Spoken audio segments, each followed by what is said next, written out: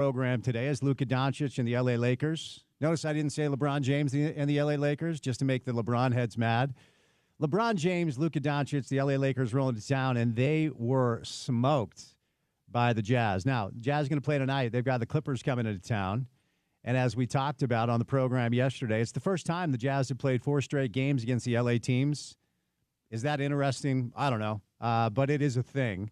And so the All-Star break ahead, Jazz will play one more game. We'll do some NBA on the program today. And we saw the Dallas Mavericks and the Golden State Warriors play a really entertaining game last night. Steve Kerr is very grumpy, calling out the NBA. I wonder if he's going to get fined for that. But a reminder of what Kyrie Irving is when he looks like that. He was a dominant force offensively. And for one night at least, Mavericks fans a little bit happy. Klay Thompson gets a little revenge against his old team. It was a really fun night in the NBA stratosphere last night. When you look at what the Denver Nuggets are starting to do now, Jamal Murray goes for half a hundo, hangs a 55 burger on Portland. And don't look now, but the Denver Nuggets are starting to kind of retake their rightful place among the Western Conference hierarchy. Of course, Oklahoma City, everybody's chasing them. But we are about to the All-Star break now. Got just a few games tonight. Like I said, the Jazz and the Clips, aforementioned Warriors taking on the Rockets, Kings and the Pelicans, Heat take on the Mavericks. And then a good one on TNT tonight at the Target Center, the Oklahoma City Thunder taking on the Minnesota Timberwolves. So do a little NBA on the program. The NFL Combine is right around the corner. Junior Tafuna, Karene Reed, Brant Keithy will be involved from the University of Utah side of things. Speaking of football, a random busy news day in the world of the NFL as we're starting the NFL offseason. The New York Football Jets have informed Throw Rogan, Aaron Rodgers, that they will no longer be needing his services. Now he moves on. Could Matt Stafford be headed to the New York Giants? The NFL draft is right around the corner, and a lot of people down on this quarterback draft class. So we'll talk about the latest in pro football in the program today as we are in the NFL offseason and kind of a dead period for college football, but never a bad time to talk a little football on the show. RSL finished their preseason action in Coachella yesterday with a 3-3 draw against the New York Red Bulls. High speed ahead to the CONCACAF Champions Cup. I know you guys are dialed in to RSL Herediano. I think that's how you say the team's name. Do not tweet at me, but we'll do a little RSL on the program today as well. Jam-packed guest list, good guest list on this Thursday. Hopefully you guys are having a good Thursday, even though it is cold and snowy here in downtown Salt Lake City, Utah. Start things off today with Kurt Schmidt, the chief roster constructor for Real Salt Lake. We'll talk about the preseason now behind us and the season high speed ahead. They have a lot of questions to answer about replacements for the majority of their attacking pieces, so we'll bring Kurt in right off the top today. Chris Camerani, I don't know if we're going to get CK in studio. When it's snowy and cold, my man doesn't want to leave his house. CK typically a Friday staple, but we'll do some college football, Chris.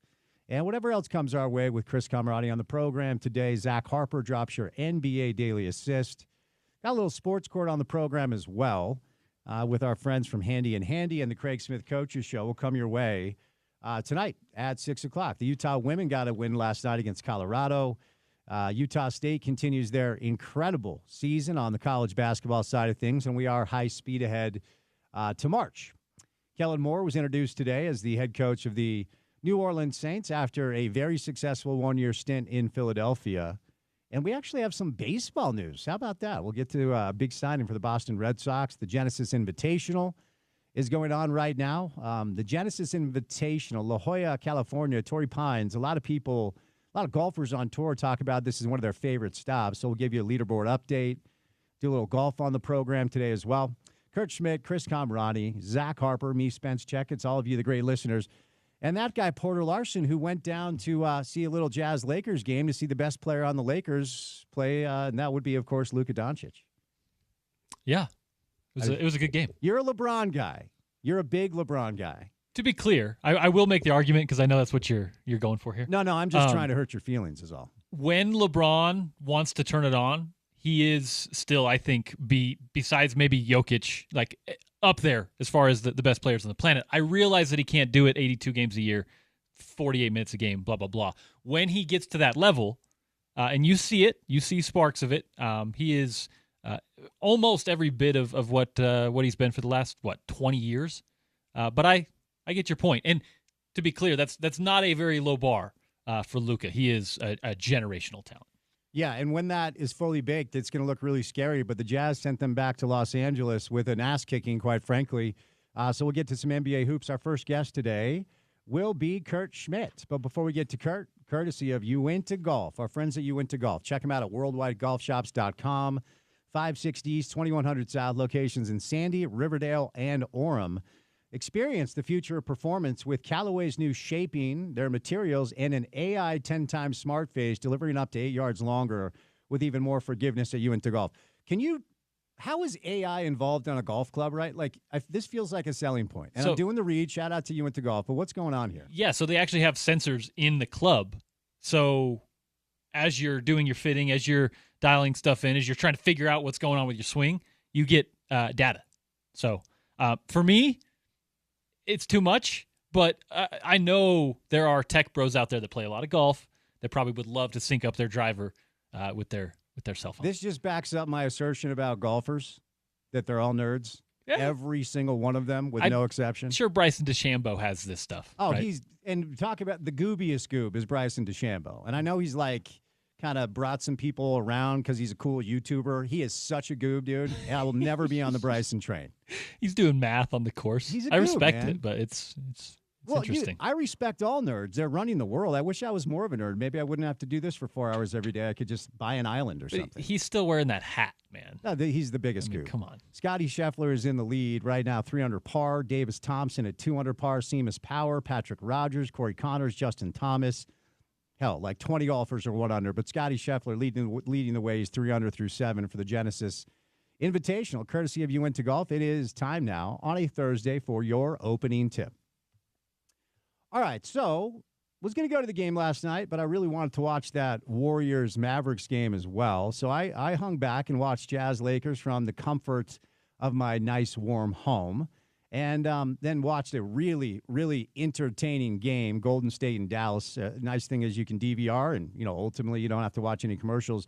But last night, covering the Jazz this year, and quite frankly, the past 2.5, 3 years since they decided to move on from Mitchell and Gobert and that entire group, and Quinn left, and as the story goes, Dennis Lindsey had one meeting with the ownership group and was like, yeah, nope.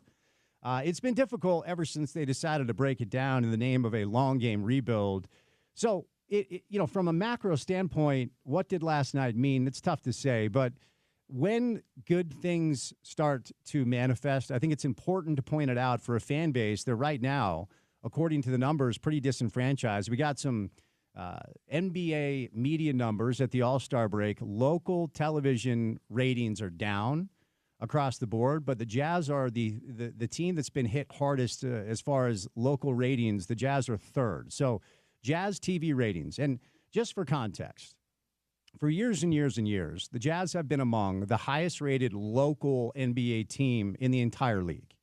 National ratings are different, Turner Sports, ESPN. But for a long time, when Steph was Stephing and Golden State was kind of the, not just the best team in pro basketball, but one of the best watches in all of sports, the Warriors' local broadcast, that was the highest-rated local broadcast in pro basketball, and the Jazz were 2 when Donovan and Rudy and that group started to evolve.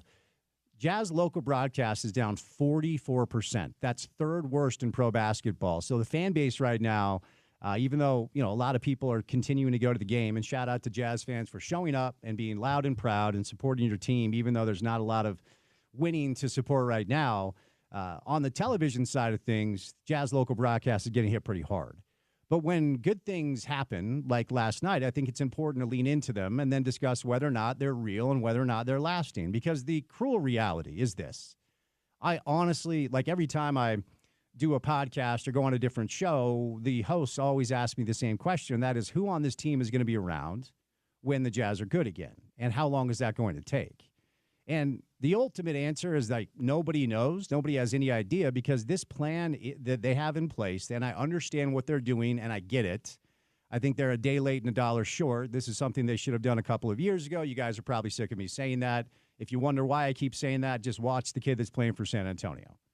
Spurs did the exact right thing. The Jazz decided to just be fine, and they've had late lottery picks, and so far the draft picks have not popped in a way that I think they were hoping. Now, we don't know about Taylor because he's been hurt, And I'll remain bullish on that kid because I think he's got a lot to like, and I think he works his tail off from what I've been told. And we'll see once he's healthy what that looks like.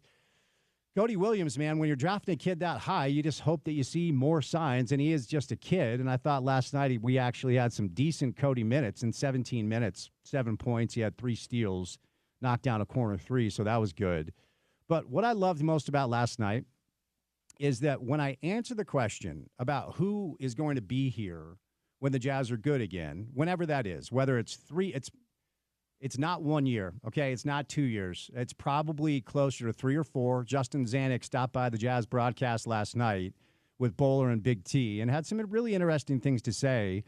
He was asked about facilitating the Luka Doncic trade and essentially was very honest. He said, look, we're just not even close to the top of the league right now, so I don't really care what we do for other teams. And he said something, I'm paraphrasing here. You can probably hear the audio online. He said something like, when we are back up at the top with teams like the Lakers, we will care a little bit more about facilitating deals to make them even better. But in the meantime, the Jazz are focused on kind of their thing. And that's all they're focused on with blinders on, being able to add some pieces here or there, some pieces of draft capital and value in the name of a bunch of second rounders. And that doesn't do a lot for fans, but it is part of a long-term build. When I was doing crosstalk with Sean today, we kind of we're analogous to building a home. You know, this really is, we're laying the foundation, and it's going to take a long, long time before this thing is fully built. And when the Jazz are back up there, they won't be the team that's a conduit to these deals that makes their competitors even better. But for last night, whenever I'm asked that question, I say, well, the one obvious piece is marketing because he signed for 5 years.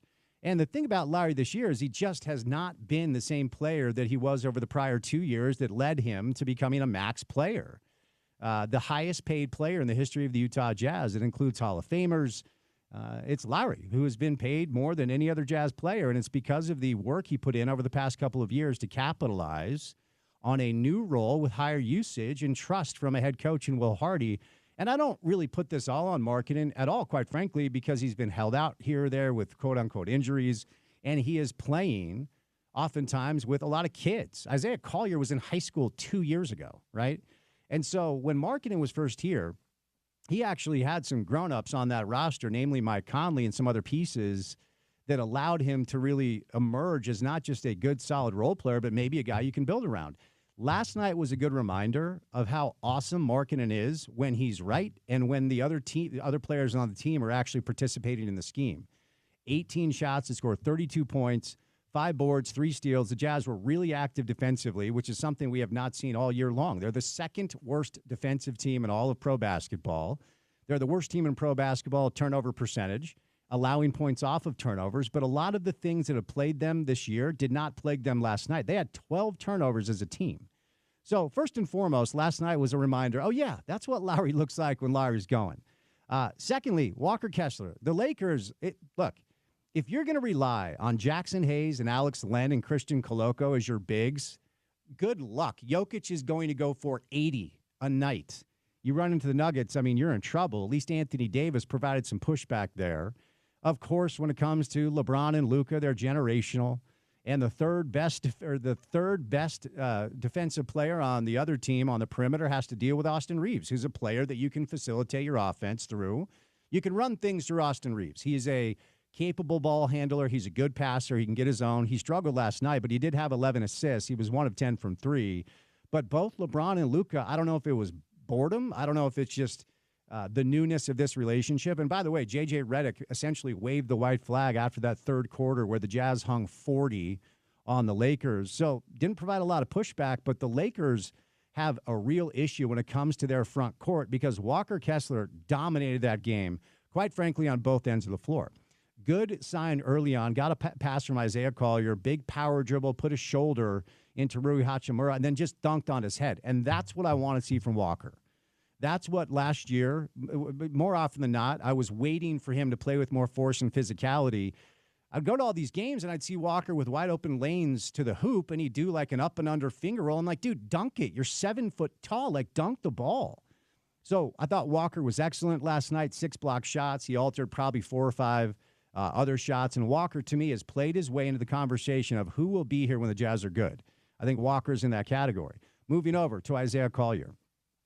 We talked a lot last year, quite frankly, in the start of this year about Keontae and how it just didn't feel like this thing was working. It felt like a square peg in a round hole where the Jazz were trying to force Keontae into this lead guard role that he just didn't look comfortable with. He's never played it. Didn't in high school, didn't at IMG, didn't at Baylor. And, they just were trying to kind of force this the square peg into a round hole, and it just wasn't working. And so this switch that Will has made, starting Isaiah Collier and bringing Keontae off the bench, is really starting to pay dividends. Isaiah Collier, 9 assists last night, 10 points. He knocked down a 3, which is great. Only took 6 shots.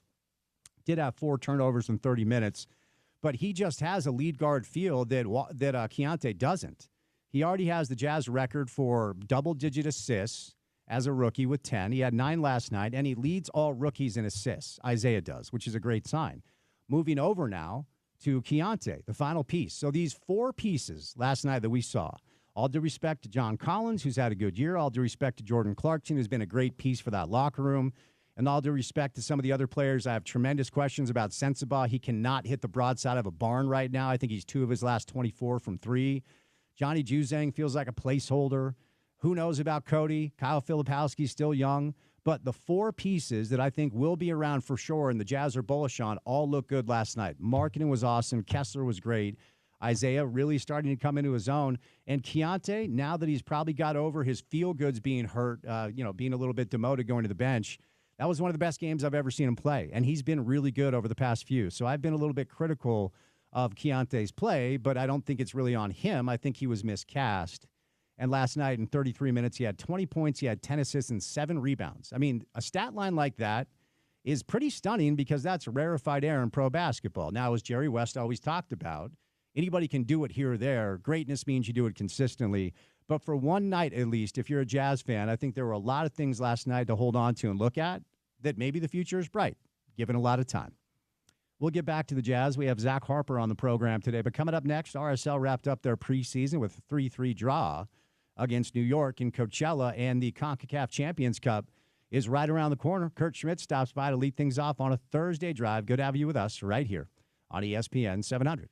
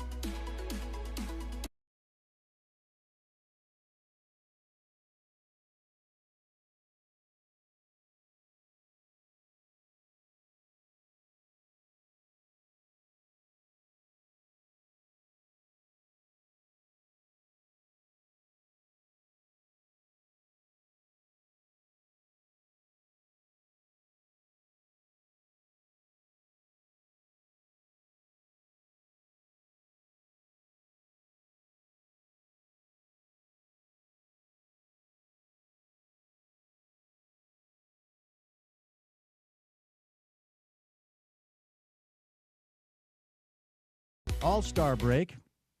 Friday night celebrity game, NBA All-Star weekend. Did you reach out to anybody to see if I could get involved? I did. How'd that go? Well, I was trying to see if I could get involved, of course. Well, I know that you're a selfish person, but while you were reaching out for yourself, did you kick the tires for me? Yeah, they weren't interested, unfortunately. All right. We missed the boat when they were here in Salt Lake, I think. Okay, fair enough. We'll get back to some basketball, but RSL finished their preseason action to earn a 3-3 draw against the New York Red Bulls. Now it's on to the CONCACAF Champions Cup. Let's bring in Kurt Schmidt, the guy in charge of all the decisions. Nobody else makes any choices. It's only Kurt.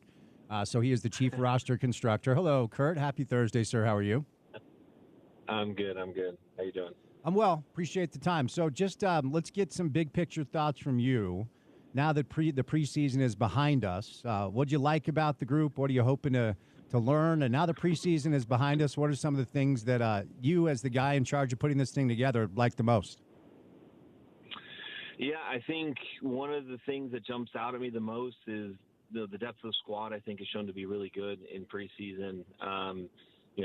There's a lot of competition in every position on the field, and I think that's something that's going to bode well as we go through the season. If guys are pushing each other every day in training, it's going to make them that much sharper on game day. So it was really positive to see that. And then I think a close second or a 1A to that is seeing the way the new guys that joined us last summer bedded in with the full preseason and look to settle a bit more. So early returns as far as the abilities to find the back of the net. We had Pablo on a couple weeks ago now, and Jay stopped by last week, and they both kind of echoed the sentiment that the goals would be by committee. You had a dominant individual goal scorer for a number of matches last year in Chicho, and Jason actually brought up, you'll get a kick out of this because we're going to talk a little Jeff Cunningham on the show today, Kurt. Yep, you didn't think we were going there.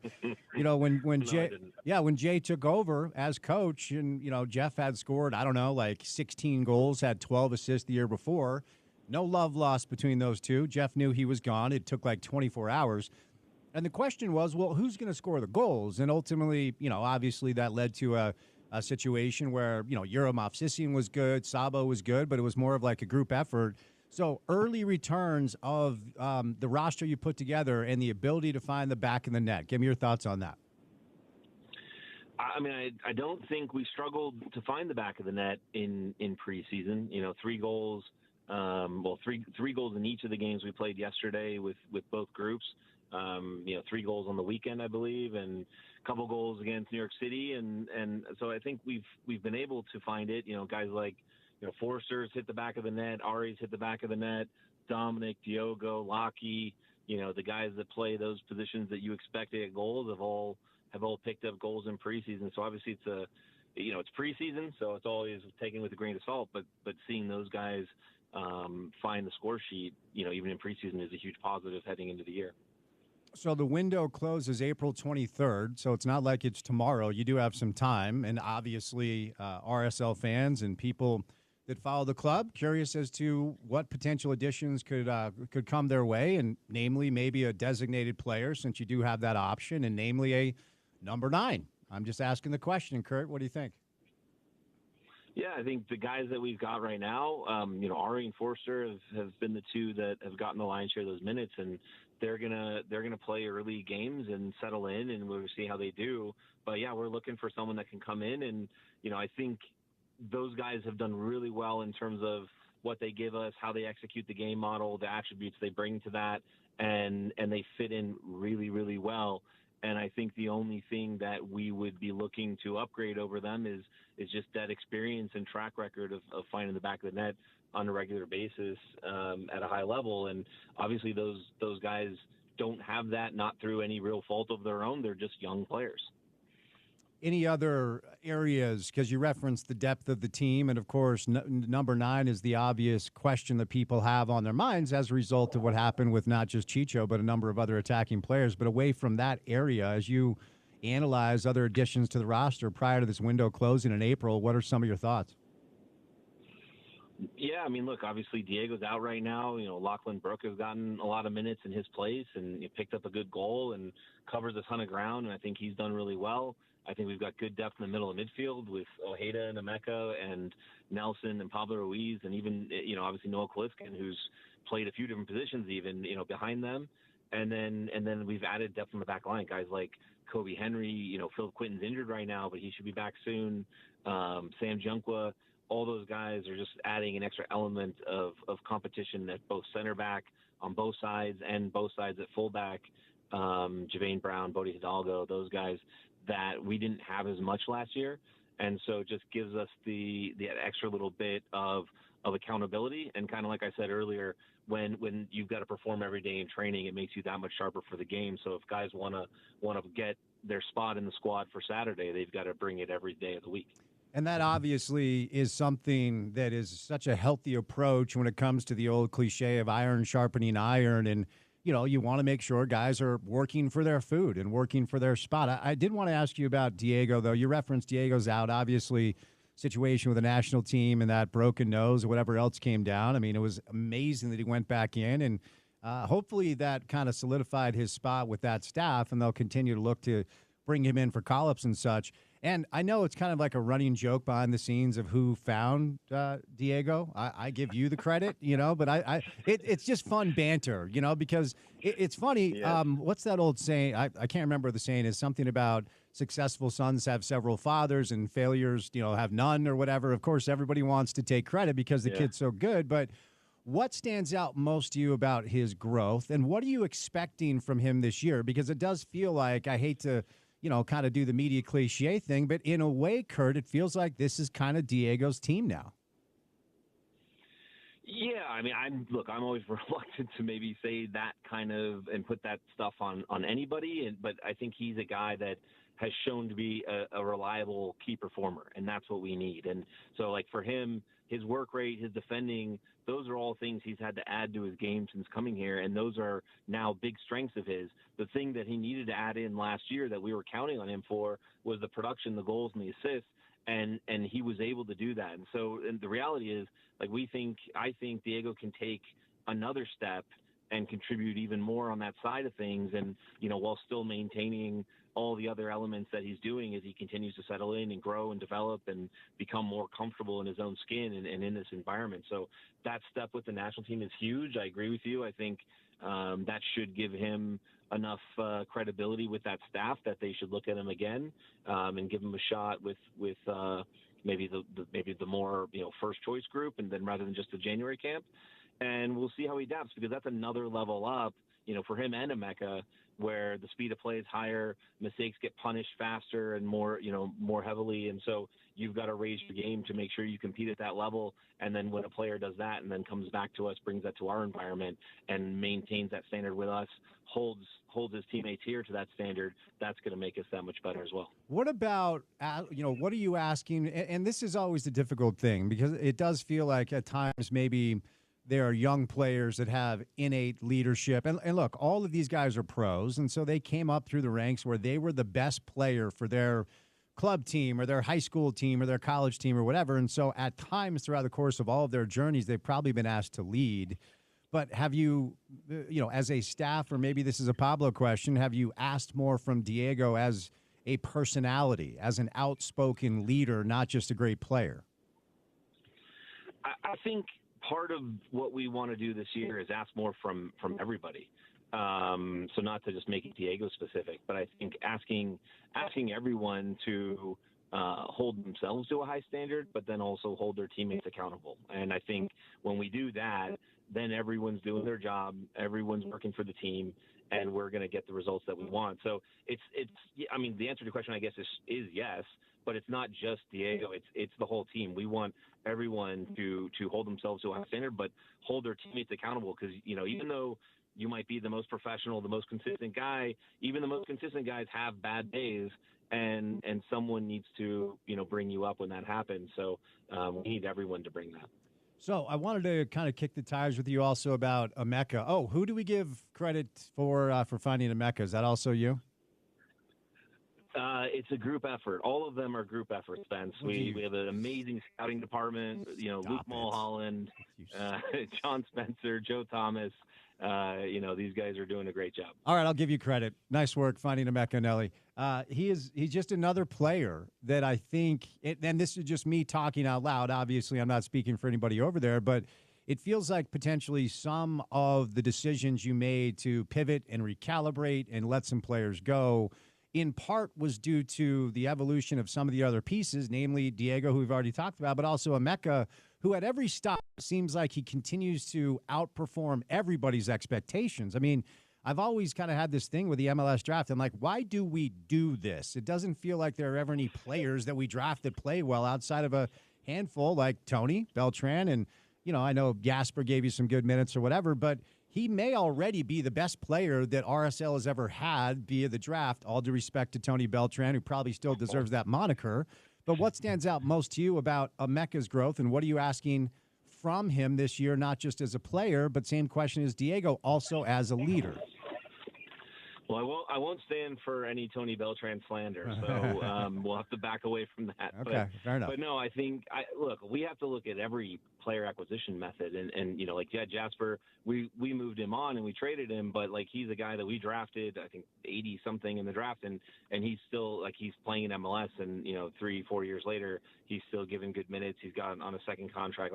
Those are wins for us, even though he's no longer playing for us still. So, but yeah, I mean, Emeka's just a guy, and I think what I tell people when I get questions like this, kind of what is it about him, is, it's about his learning curve and his adaptability, and he's just a really good learner. And those are the guys that I think make the best leap from college to MLS, because there's a lot to adapt to physically, but mentally mostly. And the quicker you can take on new information and incorporate it into your game, the quicker you can adapt, the better the better career you're gonna have. So obviously he's a smart guy, a smart kid. He leads by example. I think this year the challenge to him a little bit is, coming out of now his first, last year was his first year as a guy who plays all the time, so this year he's a guy that the expectations to him are known. And so can he not just lead by example, but also lead vocally at times and help the team that way? So I think he's got that in him. That's the kind of person and character he is. And now it's just about feeling comfortable in his own skin to bring that to this group in the pros. As we were talking about so far, and it's kind of interesting. So Ari and Forrester are kind of getting the bulk of the looks at 9. And I don't know if this is an exact parallel where we can be analogous entirely, but the world of pro basketball now, they've kind of eliminated positions depending on which coach you play for. Like Will Hardy talks about, I don't care if he's a point guard, I don't care if he's a 2 guard. I just want playmakers. I want guys that can make plays for themselves and make plays for others. And I don't know if there's anything there as far as what Pablo wants to do. But when you have the potential, and I really mean this, I'm not just blowing smoke. I just think the potential of Diogo, and Mark Zook, the three of those players specifically, seem to have such bright creative flair and potential to provide opportunities. I'm not saying it doesn't matter who's at 9. I'm not saying that at all. But when you look at the creative potential of those three specifically, how much easier will that make it for the team if, and I'm talking about Diogo, and Mark Zook specifically, because those are the 3 players, Kurt, that have stood out to me as the most creative. And I'm sure I'm missing others because I have to get to know these new guys. I don't know them very, very much. But what do you hope that, I guess I'll say, triumvirate in the midfield looks like when it's fully baked? Yeah, I'm glad you brought up Dominic because I don't think he gets enough credit, and he's been fantastic this preseason. He's a really talented player that works really hard and creates a lot of chances. I think when you talk about who's playing the 9, the important thing for us is that they do what they're supposed to do, and they're predictable, not for the defense, but for our team, right? And so those are 3 creative players, and if they know, if they're on the same page with the striker, no matter who it is, if they're on the same page, the odds of us getting the ball to people in the right spots to generate quality chances are really high, and we'll be less reliant on, all right, let's get it to this guy and expect him to create some magic to create a chance or a goal for us. So when you have sort of that system-based approach to attack, I think it almost doesn't matter what the name on the shirt says. I mean, obviously, once you're in that situation, you've got to have the quality to finish. I thought, Forster did an excellent job of that twice yesterday, where he's on a breakaway, and despite his relative inexperience and relative youth, slots it away in the corner pretty calmly and takes a second chance really well. And then Ari gets a good goal in the game after that. So those guys are going to get chances if they're doing what's asked of them, and they are.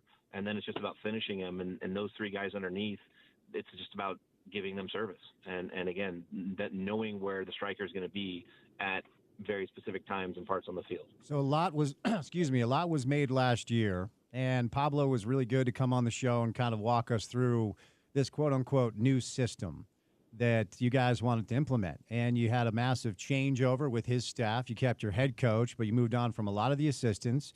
And that system, combined with the really bright personnel you provided, led to a lot of exciting, bright moments. And for me, there was probably a 6 or 7 week stretch where I thought it was the most entertaining soccer, quite frankly, we've ever had here now in 20 years of RSL's existence. Is there an adjustment now to that system catered to the new personnel, or is it kind of the same deal based off the success you had a year ago? I think there's a lot of similarities. And last year it was kind of building it from scratch because it's not what we did the year prior. This year it's more about adding on to that, integrating new players, and then tweaks that can help us in specific situations. So, there's a lot of the bulk of the group is comfortable with how we play and what we want to do. And now how do we integrate, both the guys that just joined us right now, but also the guys that joined us in the summer more fully into the system, what we're doing. And then the other piece to go beyond that is, okay, now when this isn't working, what's the second thing that we can do to break a team down that's a little more difficult to break down? So it's just integrating the new guys into that group and then enhancing what we're doing and just being consistent with it. So last year, and you and I have discussed this, and for listeners that maybe just missed it, let's kind of rehash a little bit. It was clear that the situation in goal was left wanting and potentially a little untenable. You transfer Gav on, he stays in the Blitzer umbrella. I will not ask you on the record why Zach waited so long to get surgery. I'll just keep that to myself. A little frustrating, I would imagine. But you did make some additions, namely Rafa Cabral, who got the start yesterday. So talk about Cabral, the Brazilian keeper, what you're expecting from him. It seems like he's the first-choice guy, and the depth you have behind him in goal. Yeah, I mean, Rafa's just a really, really experienced guy that brings some calm and some leadership to the group in the back line. He's good with the ball at his feet. He's a good shot-stopping goalkeeper. He's played at, Napoli. He's played at Reading. He's played at Grêmio, and a few other clubs in Brazil. Like he brings a lot of experience to the position. He's a good, a good egg, a good character back there. He talks, he organizes, he communicates. I think all of that, and obviously he's an older player, but in goal, that's kind of okay back there. And it's okay to have a guy who's a little bit older. Goalkeepers age a little better than let's say center forwards do. And they get better, as they get older with more experience, and they can organize, and, it starts to look maybe more like shots are right at them because hopefully their positioning gets better. So he brings a lot of that calm and composure that, we want back there, both in and out of possession. How many languages do you speak, Kurt? And not like Trey, who claims he speaks Spanish but can't even formulate a sentence. How many actual languages do you speak? I'm far more humble than Trey. I speak one language fluently. You're listening to it now, but I can get by in Spanish, and if you give me a couple weeks in a German-speaking country, I can get by in German. At this stage of his life, humility is not something Trey is going to find. He is going to meet his demise as a result of his ego, but we can move on from it. I ask you because I read this today. 10 nationalities represented in your 11 yesterday: Brazil, Greece, Colombia, Poland, Paraguay, Australia, Ghana, and, of course, the United States. What sort of communication challenges, Kurt, does that provide in a locker room? Nearly none. Wow. It's funny because you brought up all those nationalities, but one of the threads through some of the more, especially the more recent signings or the last 2-3 windows, is that they all speak English. So, Alex Catranis, who's Greek, speaks English. Rafa Cabral, who's Brazilian, speaks English.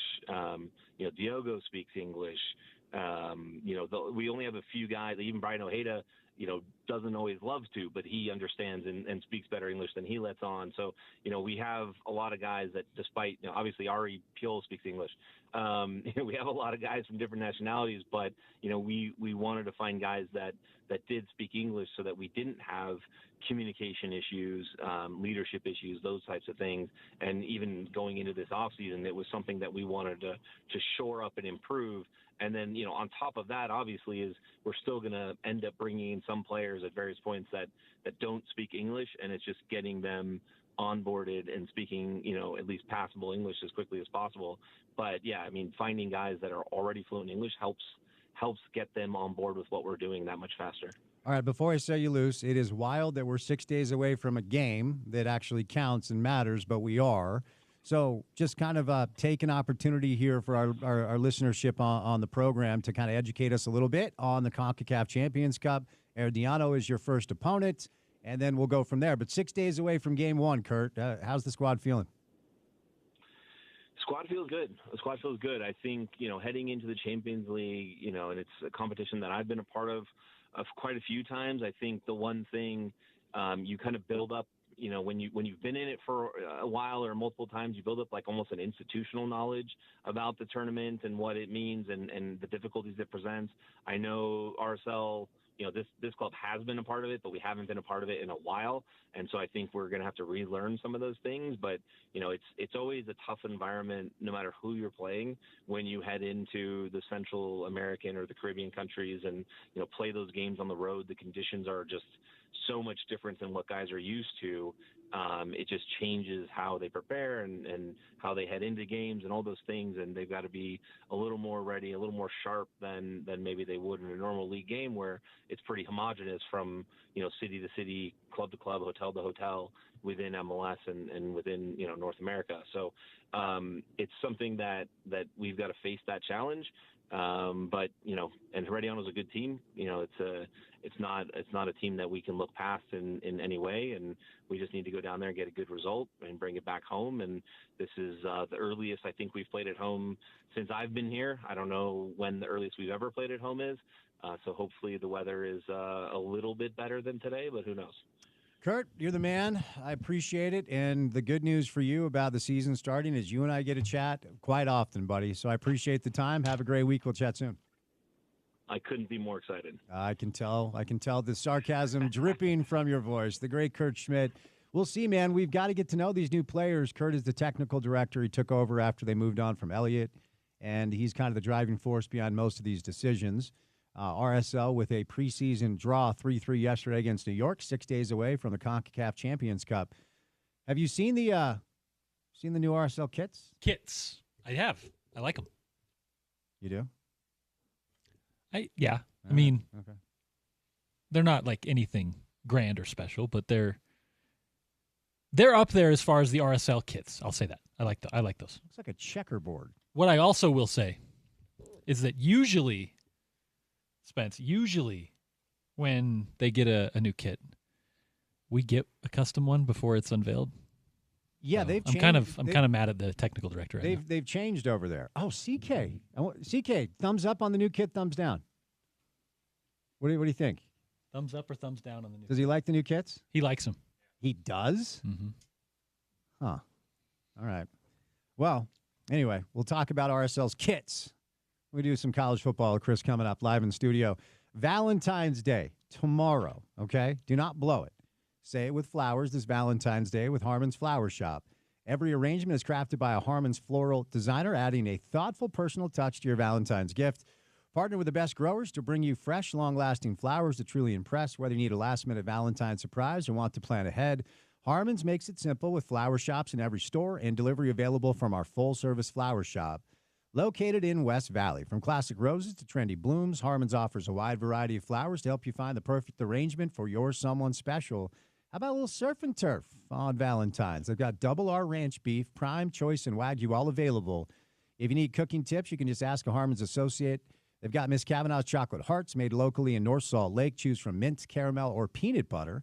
If you want a custom heart, just ask a Harmon's Bakery associate. Locations and info at harmonsgrocery.com. CK live in studio for an entire hour. Coming up next right here on ESPN 700.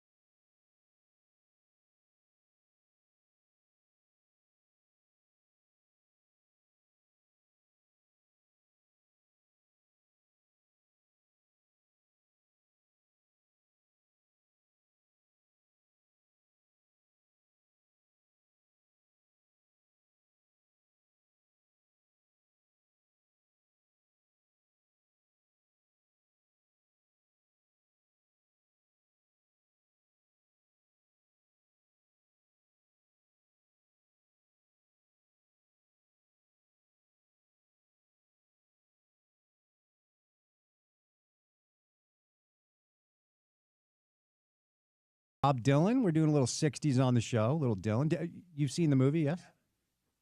Get his mic on. You have not seen the movie. No, have you? I have not. I hear good things. I hear very good things. He is kind of the it guy for the youngs. Chalamet? I mean, he's dating a Kardashian Jenner. He's kind of everywhere. Huge underrated sports fan. Apparently a super Knicks fan. Like at one point, he like won. There was like a Reddit thread going around recently before the Dylan thing dropped that like he won like a Knicks like treasure hunt or something back in the day and got to meet Landry Fields because of it. Landry Fields? Yeah. That's a random one. Yeah. So who is now apparently like is he like an exec somewhere in the league? Yes. I think he's Atlanta? with the Hawks, Yeah. now that I think about it. So anyways, yeah, Chalamet, underrated SNL guest, I will say. I think he's funny, and I know that he is kind of the new it man for the youngs. So I'm just learning this in real time. He's dating Kylie Jenner. Correct. So what's it with Kylie Jenner when she just finds someone that's about to be super famous? And like, how does that work? Do their people contact each Almost other? like Hollywood has a small social circle. Well, I remember when Kim Kardashian wanted to date Chris Humphries when he was with the Jazz legend. Yes, Chris Jazz legend. When he was with, I think he was with the New Jersey Nets, and she wanted a boyfriend. No, excuse me. She wanted to date Danilo Gallinari, who was with the Knicks. She ended up dating Chris Humphries, and Gallinari was like, no, I'm good. Yeah. But how do these Jenner Kardashians go about just finding the next? Because it was Pete Davidson for a minute. Yeah. It's not my world. It's not my world, but it's entertainment, and this country loves nothing more than shallow entertainment. Indeed. Hence listening to The Drive, 4 hours every day. So Kylie Jenner, Timothy Chalamet. I did not know that. I'm looking up her bevy of relationships. She's had quite a run, and all these dudes are pretty famous and pretty rich, so good for them. Hello, Chris. How are you? I'm good, man. How are you? I'm good. Thanks for rolling in studio. Yeah. You know, when I saw you on the rundown, I figured you're going to be staying at the domicile because it's 20 degrees and snowing outside. I mean, it's important to get out, get your steps in the middle of winter. And like I've said, I don't mind it when it's actually being winter. If it's snowing in the mountains, even if it's snowing down here, it means like that summer will be nicer, the mountains will be greener longer, we likely won't have as many wildfires. But when it's just overcast and yuck, I'm kind of like, dude, I'm over it. Like we've turned into this almost pseudo like Pacific Northwest in the mountains where like we've just had, I feel like we've had a lot less sunny days this winter compared to what we normally have. Yeah, no, that's fair. That's fair. But it is February, so we are making our way towards March and hopefully warmer weather. All right, since we just had Kurt on, Kurt Schmidt, who just loves doing media, and he is my guy. He's a nice guy, he's a smart guy. Certainly, he's been around this thing for a long time. MLS just turned 30. So, all right, I saw that. It looks like the league is, on solid footing. Because you know the deal with history of soccer in this league. They tried other leagues. It didn't work out. Even some of the bigger stars came over. I'm not going to ask you a is MLS going to survive question. You can. But I was telling you this, like, during the break. I don't pretend to know most of the players that these other teams have been adding around the league. But you look at the transfer fees, then you kind of dig into some of the pedigrees. There's some real talent being added to other teams across the league. And when you look at what RSL has decided to do to move on from certain pieces and bring in some players that I just don't know about, on paper, it looks like this could be a tough task for Pablo. And he's my guy, vibes high, but it looks like this could be a tough task for him this year. Well, one thing, speaking to your growing up of the league, they finally enabled a mechanism where like teams can just pay other teams transfer fees for players directly for the first time ever, which is you used to kind of have to wait for players to go out of contract. So now, even beyond the international signings that are coming in, you're looking at big movement within the league, which is something that had never happened before, and they're going for like $10 to $12 million. So good players are moving within the league. You can make an argument that RSL hasn't added that many proven good players that most people don't know about.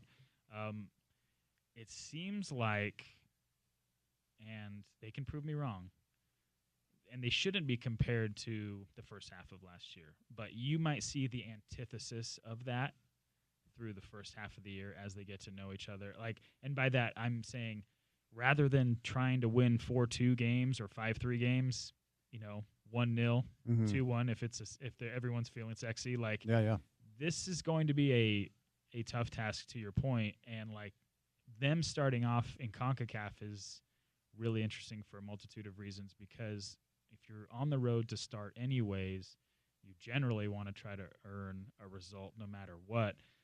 But looking at the way this group is made up now, especially with the fact that Diego Luna is out for the foreseeable future with his, shattered nose, like this could be kind of a defend and react team, quite frankly. And I don't think that's the wrong choice. And look, some of these guys that we've never heard of that they brought in, could have, breakout seasons. The kid from Australia, the dude that they got from Nashville. Like, again, these were players that were historically fringe ads, be like underneath a, bell or a jewel of an ad. RSL hasn't had that this year. So, and I don't know if they will before the window closes in April, but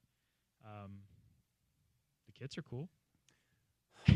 You're pro the grid. Yeah. You're pro the grid. I mean, all right. Are we grid city? No, I don't mind the shout, because when you explain to somebody how you get around in these weird towns, the other thing, how can grids like reset? You know what I mean? Like there are different grids in different cities. I get it. I mean, that this is a history lesson for another time for folks at home watching, all our fans on YouTube. But I don't mind it. I like it.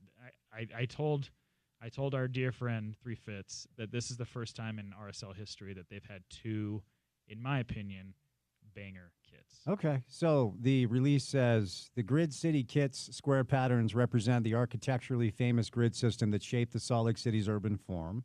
The kit pays homage to Utah's grid system, designed by settlers to fit a horse-pulled carriage.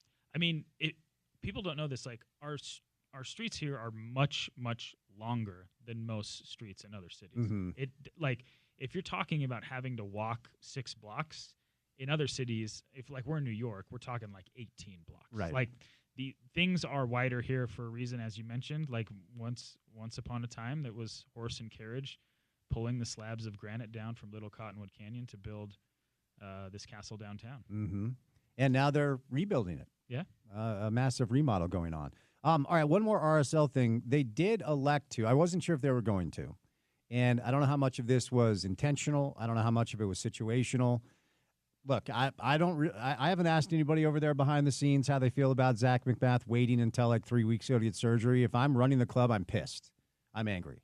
But they transfer Big Gav on, our guy, and Zach is out for a while. So they did decide to recalibrate in goal, not just the starter, but probably the backup and the third choice right now. Are you surprised that they went about their business doing that? Not really. Yeah. I mean, I think the writing was kind of on the wall. I think Beavers moving overseas will be a good test for him. I mean, if you have the opportunity to go play in Europe at any point in your career, you have to do it to see how you adjust and see how it may fit you or may not fit you. And this, veteran they brought in is a highly decorated guy who's definitely in the twilight of his career and has played for, really good clubs all over the world. And I mean, I don't know what kind of shot stopper he is or how he's going to organize the defense, but if you're RSL, you got to hope that, there aren't the types of buffoonery that was going on in goal last year, because there were lots of goals that were given up that were elementary, to say the least. Juice boxes, orange slices, goals given up. Man, it was bad. Who do you think should wear the armband? Ooh. I think it'll be Justin, but honestly, KB5 vibes. I think Emeka should have it for Nate Bench. I just think like if you have that type of player at that position, I just think it makes sense. And I don't know what type of personality he is on the field. Like, I'm not saying he's like Kyle, because nobody is or probably ever will be in terms of the type of, piss and vinegar that was always flowing through his veins. But I would say Emeka or Justin. It's funny you reference that about Kyle, because nobody has that type of mentality, and it's not necessarily a bad thing. He was so maniacal and so intense. I can remember I had Wingard on the show during that run, and every time Benny Feilhaber came into town, oh yeah, Kyle just beat the piss out of him. Saw red. And I asked Chris, I'm like, hey, because these guys came up together in like the U.S. national team system down in Bradenton under John Ellinger. Benny was kind of part of that group. And all of them seemed to be friends, yet Kyle just hated Benny. And I asked Chris, I said, what's the deal with Kyle? And every time Benny Feilhaber's in town, he just wants to beat the piss out of him. And Winger was like, dude, he just decided one day, I don't like that guy. Like, there's no reason for it. He just decided when they were coming up, when they were like 15, 16, Kyle's like, he's just not my type of dude. Mamba mentality from KB5. Yes. Yeah. I know Benny wasn't exactly a popular player here, and there were lots of folks around the league that didn't like. I mean, like, some people have personalities. Sure. He had a hell of a goal for the U.S. men's national team once. Yes, he did. Yes, he did.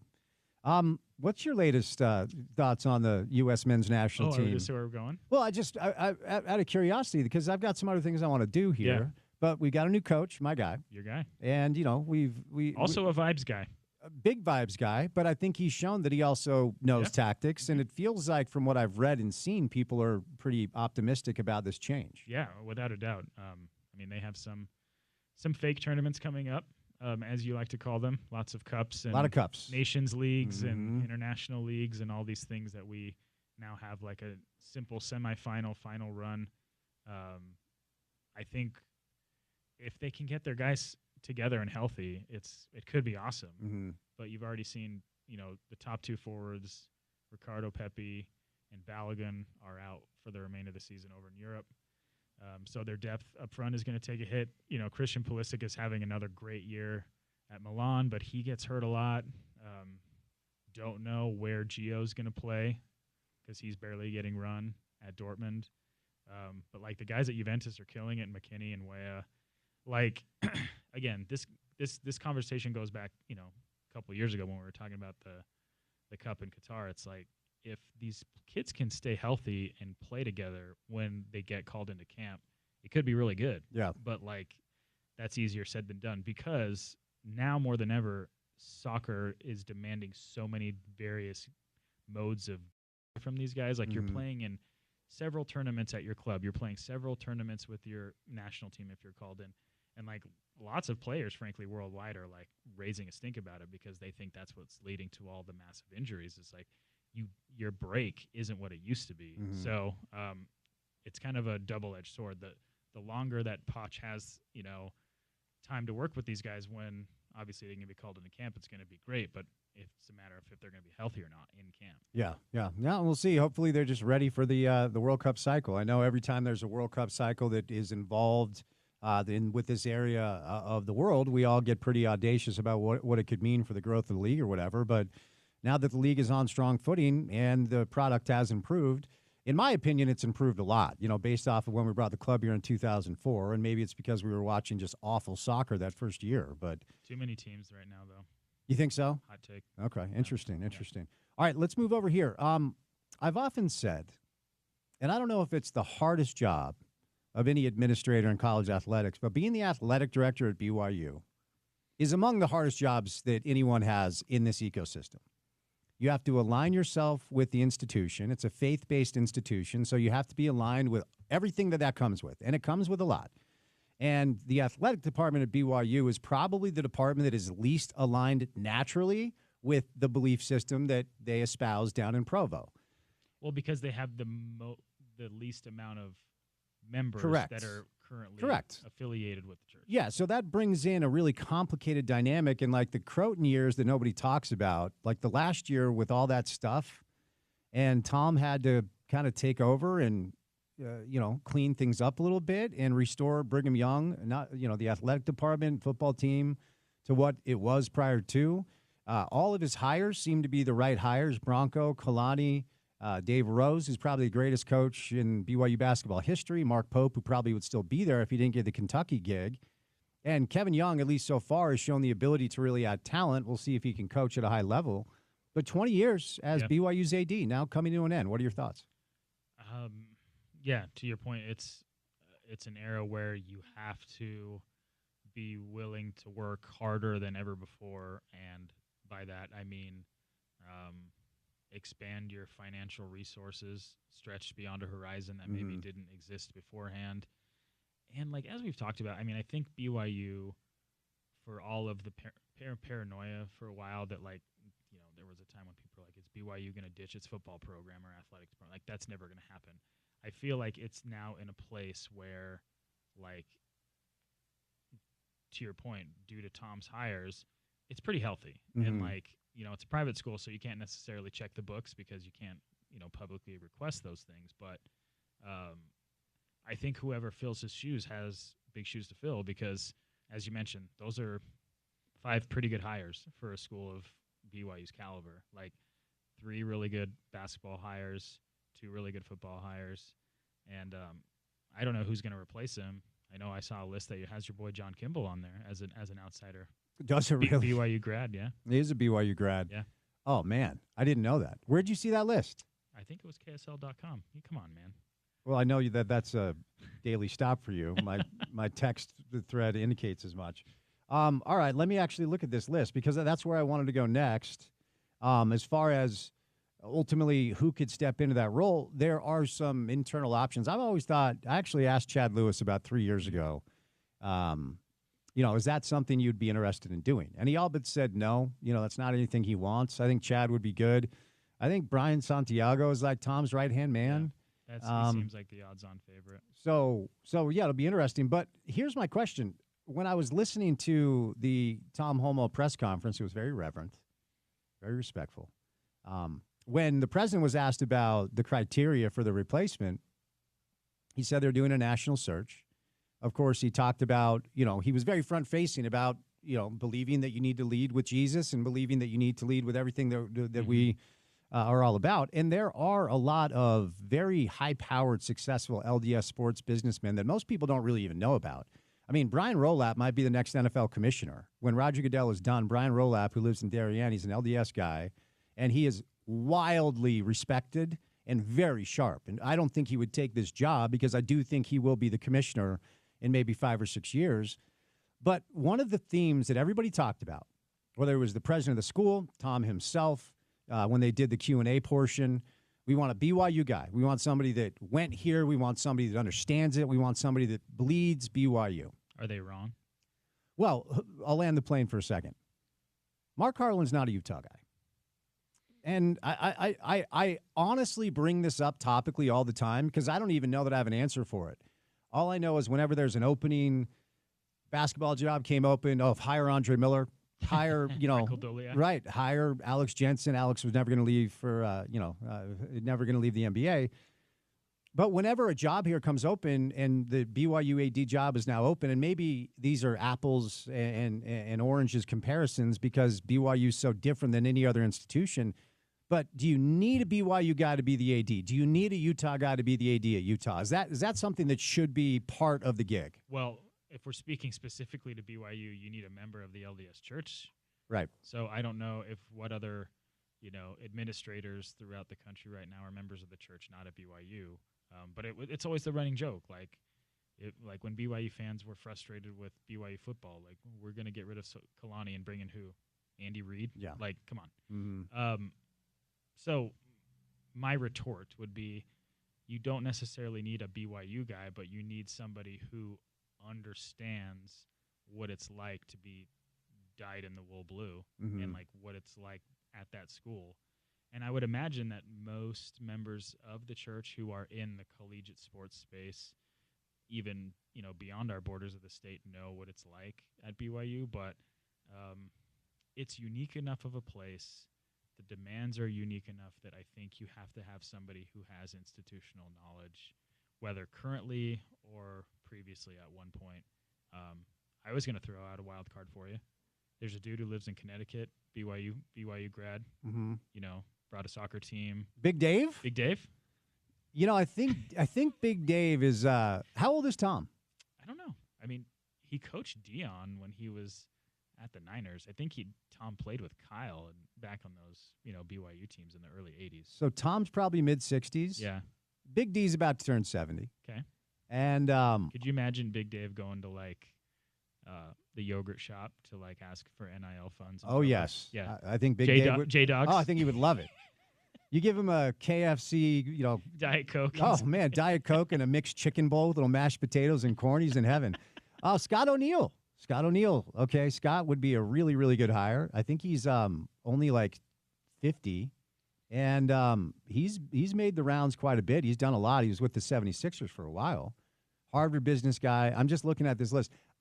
I'm cracking up that John's on the list. John Kimball's on the list. I'm not. Man, come on. That's your guy. That is my guy. I have to wonder whether or not he'll get an interview. He'd be great at it. I mean, John is a master at cultivating relationships. That's kind of his superpower. Man, maybe they call Big Dave. I don't know. Could you imagine? That would be an interesting dynamic if my pop when was the last time your folks lived in Provo? When they were in school. Yeah. And as my dad wants to remind everybody all the time, he also went to the U, so he has split loyalties. Yeah. But when it comes to, before we catch a break, University of Utah, do you think it's no? You don't think it's necessary to be a Utah Long guy? Island guy. Yeah. I mean, come on. Let's stop being silly here. Yeah. I think most fans at any school will always be in love with star players because they represent a time where things were really good. And as we've seen, sometimes really good players make terrible coaches. Sometimes really good players make great coaches. Sometimes players that never even played a single minute make the best coaches. Mm-hmm. So or if I'm not mistaken, I'm going to a different league here, but didn't Eric Spoelstra never even play basketball? He was a video dude or something. Yeah. So it's Van Gundy. Our guy. Yep. I just don't think it's necessary. Sure, the ties help, but you just need to have somebody who can invigorate or reinvigorate a community around the school. You big Earth, Wind, and Fire guy? Oh, yeah. My mom just turned 70. Yeah. She going? Her favorite band, Earth, Wind, and Fire. And ESPN 700 welcomes Earth, Wind, and Fire to the Mavericks Center on June the 16th. Tickets are on sale now. Join me, apparently, for your chance to win a pair of tickets, Earth, Wind, and Fire right now. 877-353-0700. Text in who you think the next BYU athletic director should be. This should be a fun text topic. Porter will pick a winner. We'll send you to see Earth, Wind, and Fire. All right, more with Chris coming up next. Interesting athletic article about one Cooper Flagg. We'll do a little basketball, a little college football with CK coming up on a Thursday right here on ESPN 700.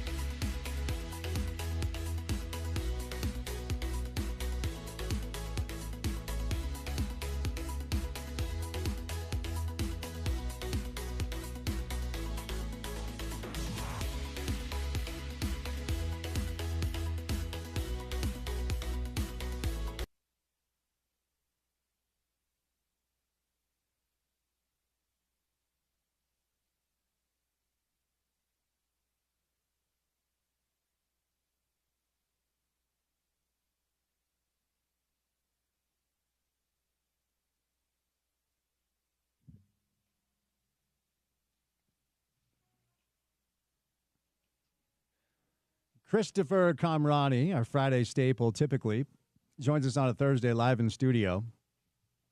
Got anything in the cooker for The Athletic you want to tease? Anything you're working on right now?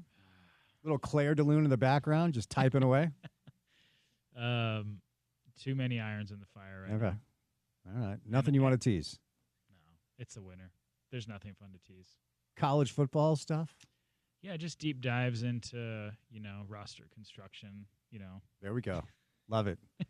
That's it's that or private equity right now. Correct, As far as kind of. Yeah, it's like my friends and I joke that, like, we signed up to cover college athletics, and instead we, like, basically are learning law with all these lawsuits and documents and everything you have to pour over on a daily basis. It's like, I can't imagine back in the day when, like, the most important thing when you could watch practice would be like, can you talk about that interception you threw against the twos? What'd you see there on that coverage? Now it's like calling lawyers for kids who are suing schools to get millions of dollars.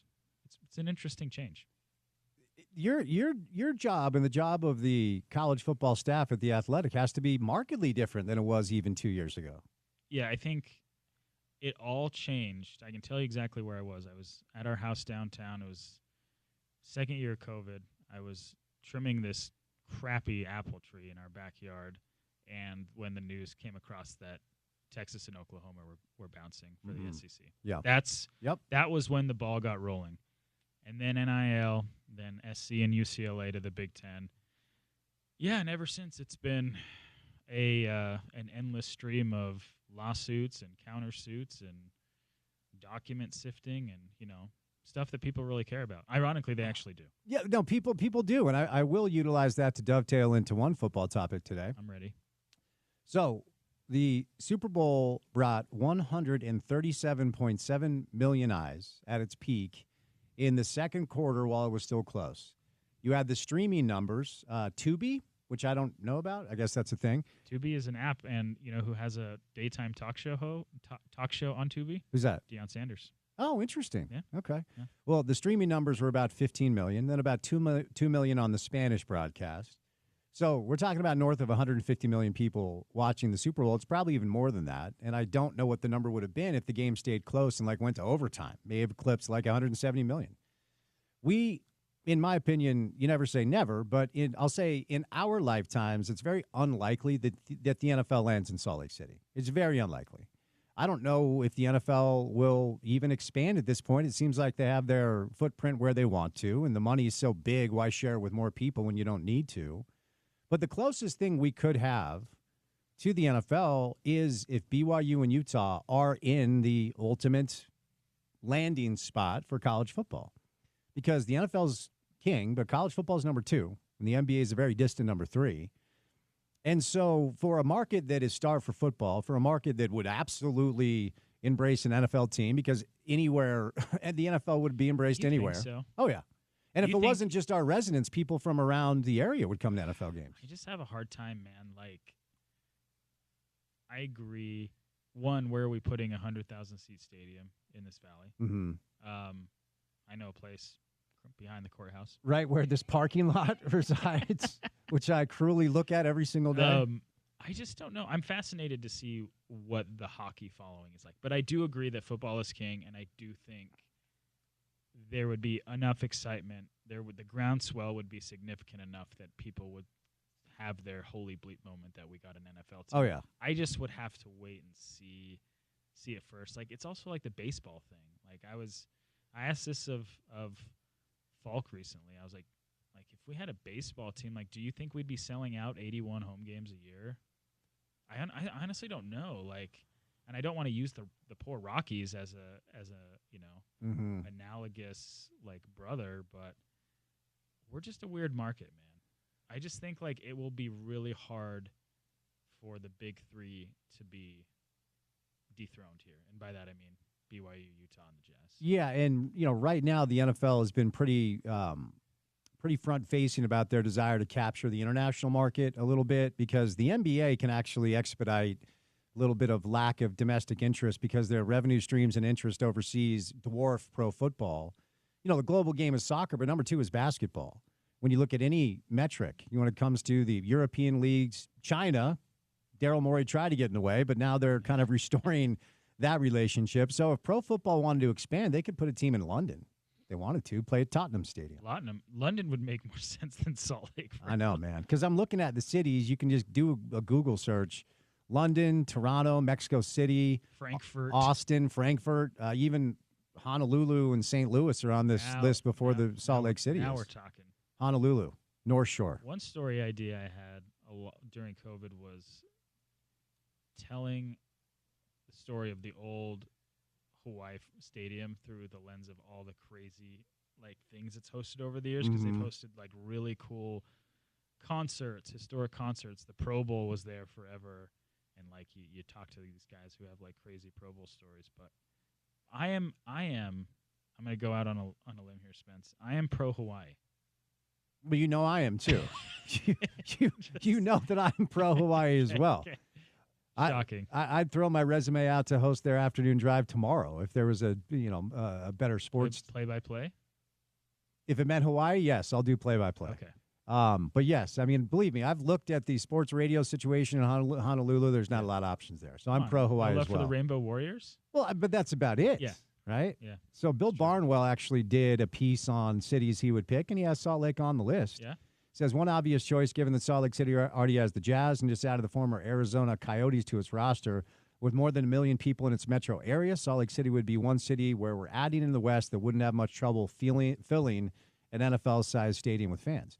I don't think it's happening, but if BYU and Utah get into this thing, this college football, Super conference, whatever it is, whatever it is, because what that would do, Chris, is it would eliminate Cal Poly or Portland State, or even, some of the lesser P4. I know it's sad that these smaller programs will be collateral damage. We are in the midst of a neoliberalization, neoliberal capitalist takeover of college football. We're just in the middle of it. Of just college football? Well, it's already happened elsewhere, but college football and college athletics was the last bastion of amateurism or whatever, and now that's out the window. Yeah. So I don't know when this will happen. We keep talking about 3, 4, 5 years. There are complicated TV contracts. I think the ACC's is 2035 or something. But the closest thing we'll ever get to the NFL is if BYU and Utah are in this hypothetical thing where every week they welcome in blue bloods of the biggest brands of college football. It would be cool.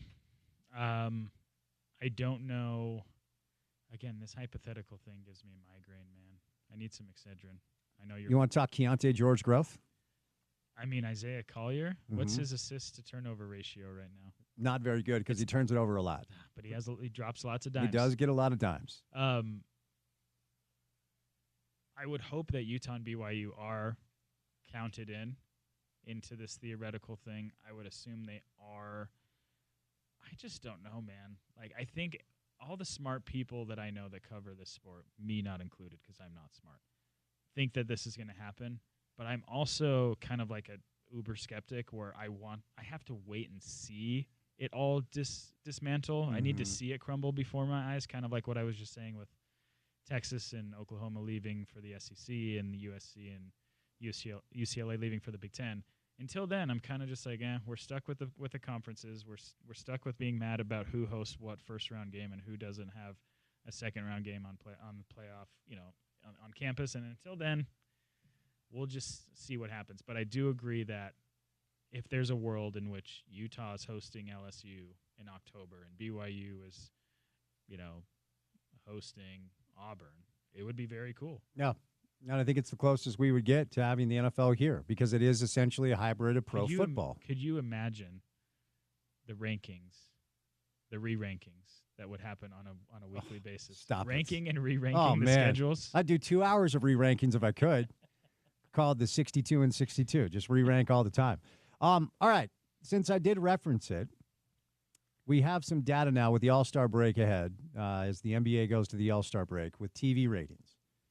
Locally, I'll just tell you the data I knew when I was working over there. When the Mitchell, Gobert, Quinn teams were really good, the Jazz were second in the NBA in local TV ratings. Golden State was one because that was the Steph is Stephing, Durant, They were number 2 with that terrible TV deal, too. Yes. Wow. Yeah, number 2. Wow. At least I know for 3 years when I was at the old station, the Jazz were the second highest rated local team in pro basketball. I didn't know that. Okay. They're down 44% this year. That's third worst in the NBA. We have the data now. And I've been to, I think, 8 games this year. And How are the vibes? the building's full. Yeah.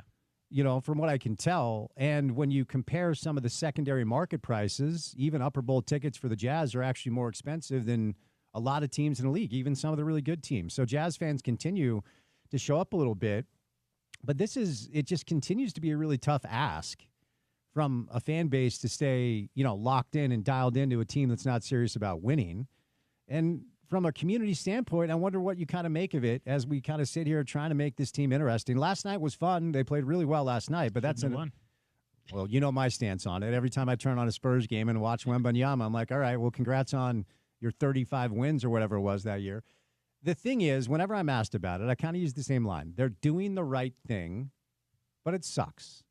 And it's a hard ask on a community that's used to seeing winning basketball. It sucks, but we talked about this even before the trade, during the trade, after the trade. The fact that the Jazz have been here for how many years?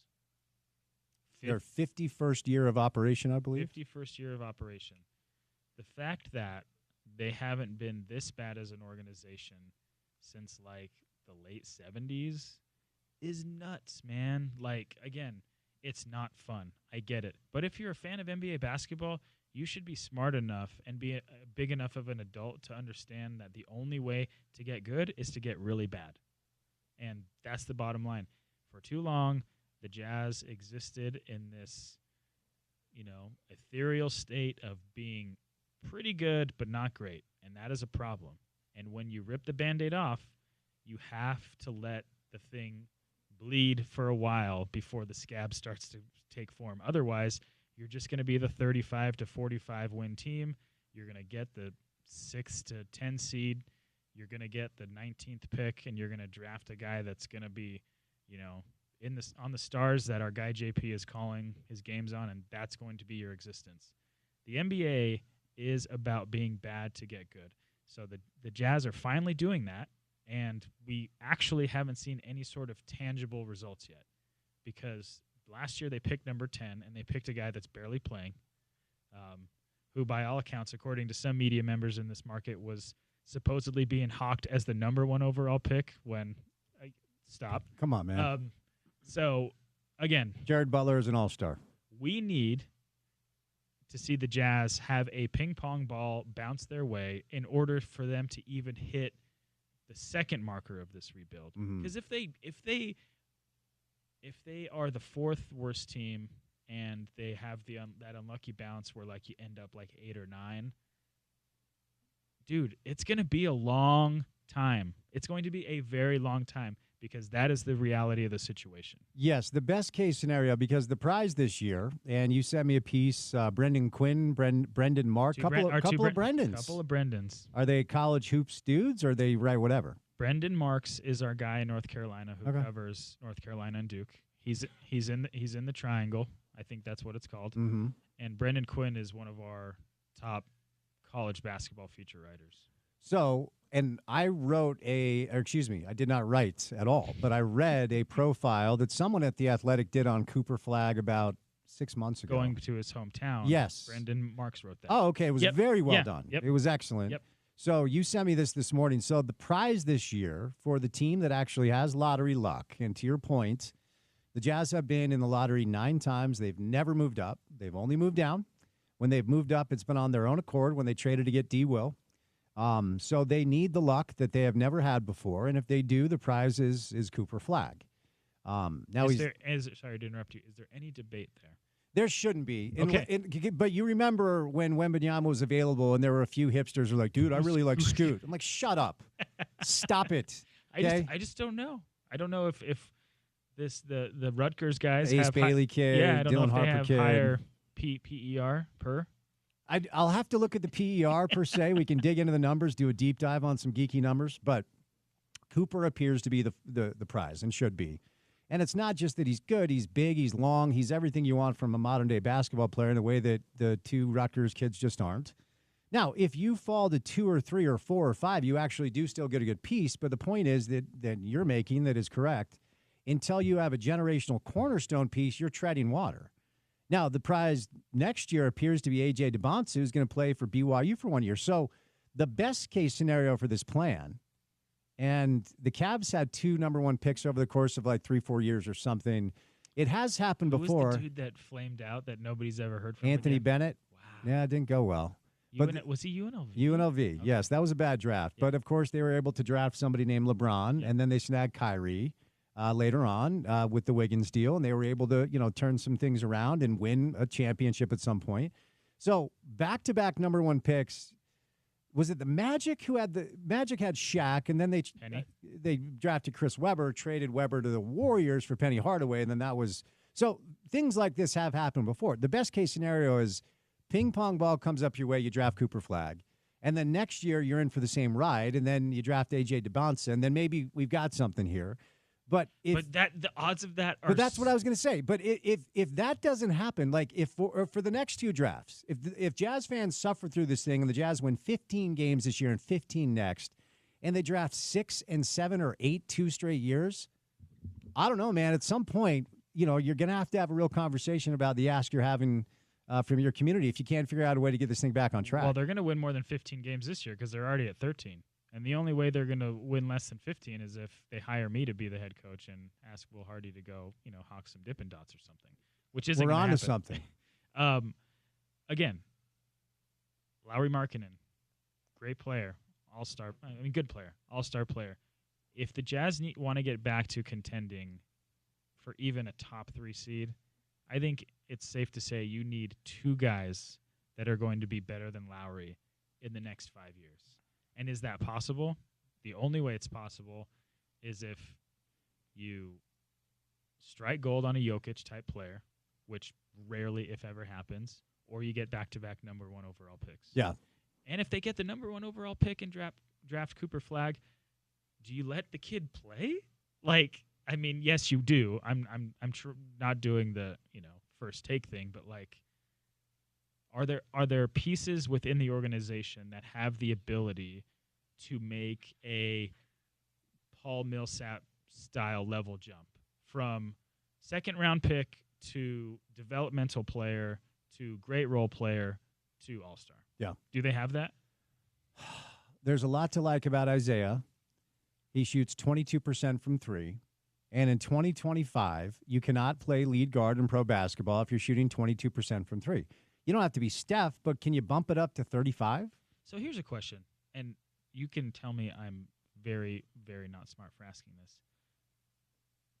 Can a professional basketball player improve a three-point shot Yes. by the simple role of just shooting the damn ball again and Yes. again and again Yes. and again in perpetuity in the offseason? Yeah, there's this old saying in basketball that athletes are God-made, shooters are self-made. Yeah. You can learn to shoot. Yeah. You can put the work in and learn to shoot. Now, you have to work at it. We do have examples here. Karl Malone's rookie year, when he would shoot free throws, you'd be like, just hit the rim, man, so maybe we can get a rebound. And he turned into like a 76, 78% free throw shooter. And Karl extended his career with his ability to step back and knock down 15, 16-foot jump shots because he couldn't dunk on your head anymore. Jordan, when he was, you go watch Michael Jordan highlights from the late 80s, early 90s, he's dunking on people, and that's kind of it, and he turned into this great mid-range shooter. You can learn to become a great shooter with the right coaching, but you have to work at it. It's reps, and it's boring, and it's tedious. So if Isaiah can develop a consistent three-point shot, I think there's a lot to like about him. Keontae was really good last night, and those are the nights where you go, all right, maybe. Clarkson 2.0. I think that's who he is. For a team that's trying to win, I think he's off the bench scoring combo guard like Jordan, like Colin Sexton. There's redundancy on the roster. Walker has kind of recaptured the stuff we saw as a rookie. He's playing with more physicality, and Lowry is really good. But your point about marketing, I always bring this up when people say, "Oh, he's a building block. He's a cornerstone." I'm like, well, what is he on? What is he on the Celtics? What is he on Oklahoma? Like, how many players on Boston, Oklahoma City, or even Cleveland, or the top shelf teams? How many players on those teams would you pick before you got to Lowry? And I think for every one of those teams, it's at least 3. At least he's probably the 3rd or the 4th best player on some of the best teams in the league. Is he outside of Shea? Who's Chet? You taking Chet. Chet? Jalen Williams is really we're good, here? man. We're here. Yeah, We're doing the who would you rather take? Yes, Okay. Jalen Williams is really good, and Chet, when he's healthy and not doing horrible commercials, was it What a Girl Wants with he and Shay? Oh my gosh, man! I think Lowry's probably the third or fourth best player in Oklahoma City. So yes, the point is for the Jazz to get back to relevancy, they need a couple players who are going to be better than Lowry and very soon, and that's very hard to come by. It is. So you do not want to tease anything upcoming on The Athletic. You got nothing coming up you want to tease? I'm just hanging out, man. I wish I could just hang out. I mean, if you ever want to roll in here and help me fill 4 hours, just let me know. I'm always here for you, man. Well, it's great to see you, okay? Thanks, buddy. The great Chris Camarati from The Athletic. Before we catch a break, Valentine's Day. You good for Valentine's Day, CK? You got it ready? Oh, wow, I don't like that look. Good news. I've got a deal for you. So, Ogden Clinic, Hadley Dermatology. Let's start here. Valentine's Day deal. Let's welcome in my guy, Dr. Jason Hadley, on a Thursday. Jace, happy Thursday, buddy. How we doing? Happy Thursday. Feeling good. Great to have you on the show. So let's start with the deal that CP, that's what I call her, she dropped last week, 20% off of Botox for Valentine's Day. Now, Valentine's Day is tomorrow. So, Jay, my guess is we have a lot of listeners, boyfriends, husbands whose girlfriends and wives probably are interested in Botox, but it can be pricey. So let's talk about the Valentine's Day deal first before we move on to some other things. Yeah, absolutely. Yeah, we're happy to offer 20% off of our different neurotoxins. We offer Botox, we offer Dysport, and this is just a great, simple gift that women like. It helps decrease the appearance of fine lines and wrinkles and can prevent deeper wrinkles if you get started on it early. So I've never had anybody that doesn't love it. The only thing is it wears off, and so you got to come back in and do it again. But it's a good thing to get started on, and your women will appreciate you for giving them that gift. So there you go, 20% off Botox treatments. If you're listening to the show and you say to yourself, yeah, my wife, my girlfriend, she's always talked about it, but it's a little pricey, take advantage of the deal, 801-657-5664, 801-657-5664. All right, Jay, what else do you want to drop on our listeners today on a Thursday as far as the deals you have at Ogden Clinic, Hadley Dermatology? Yeah, absolutely. So we're offering 50% off an acne facial. Whoa. So this is a service that you can come in and see our estheticians, and they'll do extractions. They'll do a light chemical peel if that's required. They can offer a free consultation, well, not free consultation, but 50% off to see what products that you can use that might help you or your loved one or your kids with acne. And they offer a variety of different things that are not prescription-based, but are very helpful, and extractions can be very helpful, and we can talk you through that. And then also, warm weather is on the way. Doesn't feel like that today because it's snowy and cold. 25% off of laser treatments, and that is exactly what it sounds like, correct? If you have hair anywhere that you would like removed, that's essentially what the laser is. Absolutely. You know, it can be a lot to have hair on your chest. A lot of guys like to decrease that quite a bit. We're happy to do that for you and for your ladies as well. We service all areas, whether it's, you know, the Brazilian area, bikini areas, we can offer that. Or if it's chin hair on your women, we're happy to help with that as well. Oh, chin hair. Yeah, get the chin hair taken care of, ladies, if you have an opportunity. And obviously, it's a great deal going on.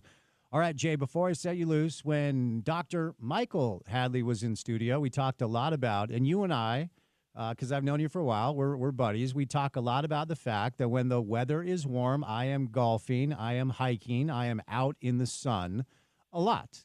And you always say, like, dude, you got to come see me. You know, let's get a checkup once a year.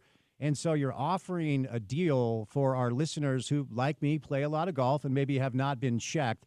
Let's talk about that process and why it is so important, because Michael dropped that we are the leading state in the country per capita for skin cancer diagnosis, which I did not know as a result of, you know, living in the desert. So let's talk about that process and why it's important for people to get checked and how early detection can really save lives.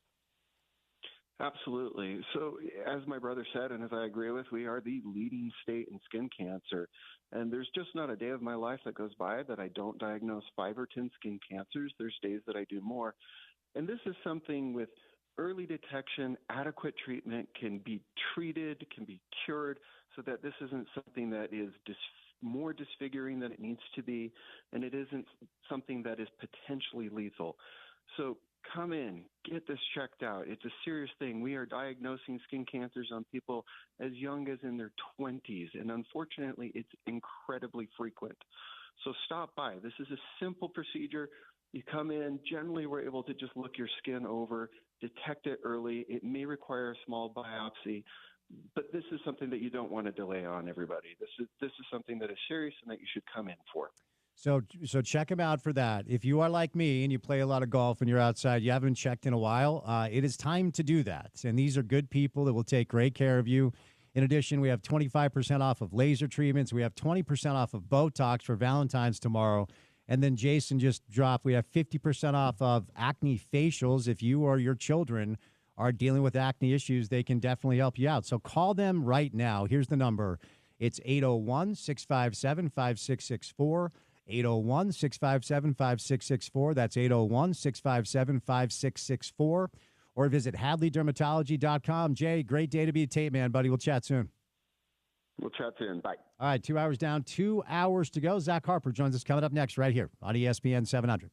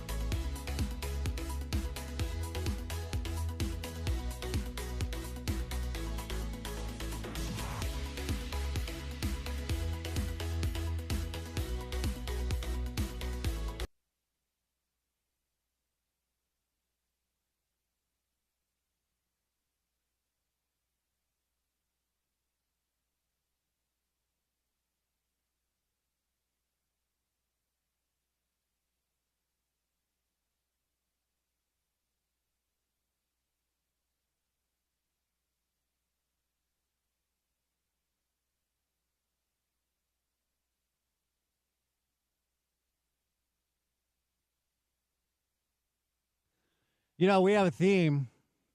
We have a theme for our music today, and that was intentional when I saw the rundown to avoid this very thing. You have gone away. You have strayed from our theme of 60s music only. Mm-hmm. You're not wrong. Yeah. You're not wrong. This Yeah. is not 60s music. No, it's not. To be clear, Pitbull and Akon. I thought there was an exception to the rule, though. Well, For our next guest. there is, because Mr. Worldwide in the music scene is, of course, Pitbull. Mr. Worldwide in the scene of NBA media is Zach Harper. Hello, Zach. How are you? Is that my distinction? I love that. Well, it's become the bit that I can't quit, even when I try, apparently. I do like you kind of trying to set up a defense against it, but shoot or shoot. So I still gotta get those shots off. Where you been, man? It's been a few weeks. What's been going on with you? Oh my goodness, there was this thing called the trade deadline that just absolutely buried me. And that's where we'll start, since I have not been able to speak to you. And of course, we read what you write, and we use a lot of your stuff on the program. I don't care if he's freebasing crack after practice. I don't know how you trade him. I just don't. I don't know how you trade Luka. So now that we have had a little bit of a break between the deal and where we're at today, give me your initial reaction when that trade went down and where you at with it now. I mean, I think like everybody, the initial reaction was I saw the notification for Shams that Saturday night, and I thought, oh no, he got hacked. Like, what a brilliant hack job too, because it was just believable enough where you didn't outright dismiss it. And then I'm in Slack channels, I'm texting people like, no, this is real. I was like, this cannot be real. I still don't believe it. I've watched 2 games with Luka in a Lakers uniform, and I still don't believe it. It doesn't make sense. And I wanted, you probably have a great perspective on this, because I've been asked this a few times recently, and I don't know that I have a good answer for it. But it's can you remember a time where, whether it's one move or just a bunch of moves, where a fan base was so angry at management or ownership? And I mean there are fan bases that are not happy with a team, right? That happens a lot. But there's a vitriol here with Dallas Mavericks fans and what the new ownership is and what Nico Harrison is, that maybe Sixers fans and trust the process when Brian Colangelo and Jerry Colangelo kind of stepped in to end the Sam Hinkie thing, at the behest of the league. Maybe that, but I don't remember a time where, we're almost 2 weeks since that trade, and they're getting angrier. Yeah, and I'm not old enough to remember the Bill Russell stuff, right? I'm not old enough to remember the Kareem stuff from Milwaukee, because everything about this feels unprecedented. Everything about this feels new. And yes, we could talk about Wayne Gretzky. We can talk about Babe Ruth. There have been generational pieces and players moved on in other sports. But a 25-year-old who's not even in his prime, who just led you to the finals a year ago, and when you combine regular season and playoff minutes, nobody played more minutes than Luka. I mean, yeah. I went down to and I'm talking about last year, I went down to the Jazz Warriors game, Zach, last week with the sole purpose of talking to people about this. And I talked to 3 front office guys, and they all said the same thing. There's something we don't know, and we'll find out during Summer League when we're all together. So there's the most reductive thing to say, which is Nico didn't like Luka and likes AD. And then there's the conspiracy theory all the way on the other side. Where you at kind of on that scope as far as exactly why they decided to do this? I mean, I do think, I'm here for the conspiracy stuff, right? I love me some chaos. So I'm here for it. It can't just be oh, he's a diva and he's out of shape, right? It can't just be that. But at the same time, this business is built on relationships. We've had entire agencies seeming like they're running certain organizations before. So why would a former Nike executive not lean on those relationships? He did it with Kyrie and it worked out, right? He brought Kyrie in and they made the finals the next year. And it's proven to be a risk that we're all like, I don't know. Kyrie's been, kind of off lately, and it's worked out, and Kyrie seems so at peace and so happy. So if you're Nico Harrison, and I think until this move, every move he made was good. I love what he did during the summer. I love what he did at the trade deadline last year. I mean, every move he's made since taking over has been good. Now you're like, well, Anthony Davis is really good. I don't really like this Luka guy. He's out of shape all the time when he comes into the season. I'm going to try this. And the one thing of credit, I mean, don't get me wrong, I think it's a stupid move. Like no matter what, I think it's a stupid move. But I'll give Nico credit of, I think his first presser after the trade, he said, I don't look at this in terms of 10 years. To me, the future is 3 to 4 years, which you and I have talked about before. Like, that's really what this stuff ends up being, is like little 3-4 year windows here and there. Now, I don't know if that's the case when you have Luka Doncic at 25 years old, but at least he is looking at things with a little bit of like a better perspective than people who assume like, oh, you've got this guy for the next 15 years. That stuff never works out that way. But my God, like what a dumb trade. I don't even know. Like, I still can't wrap my head around it. Have you talked to anybody, one single person that's like, yeah, I kind of get it? Have you talked to anybody that believes that this could actually work out for Dallas? No, I mean, I think the closest to this, which is, it's TV and everything. Like, I've heard Kendrick Perkins on TV going like, "Hey, this is better than you said." It's not. Like, it's really not. Like, no, everyone I've talked to behind the scenes is dumbfounded.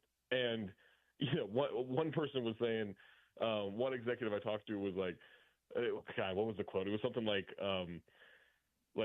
he could be playing one-handed because he has corn dogs filling the other hand, and I'd still give him the max. Like, he's that good. I mean, it's insane. Yeah. I mean, no part of it makes sense to me at all. And I thought Bob Myers did a pretty good job after the trade went down. Bob was on the dais and the panel for the ESPN coverage of the game that night, and he made a fair point. Now, this was before Anthony Davis, of course, got hurt, and now he's out for weeks, which just adds to the entire pain of Dallas fans.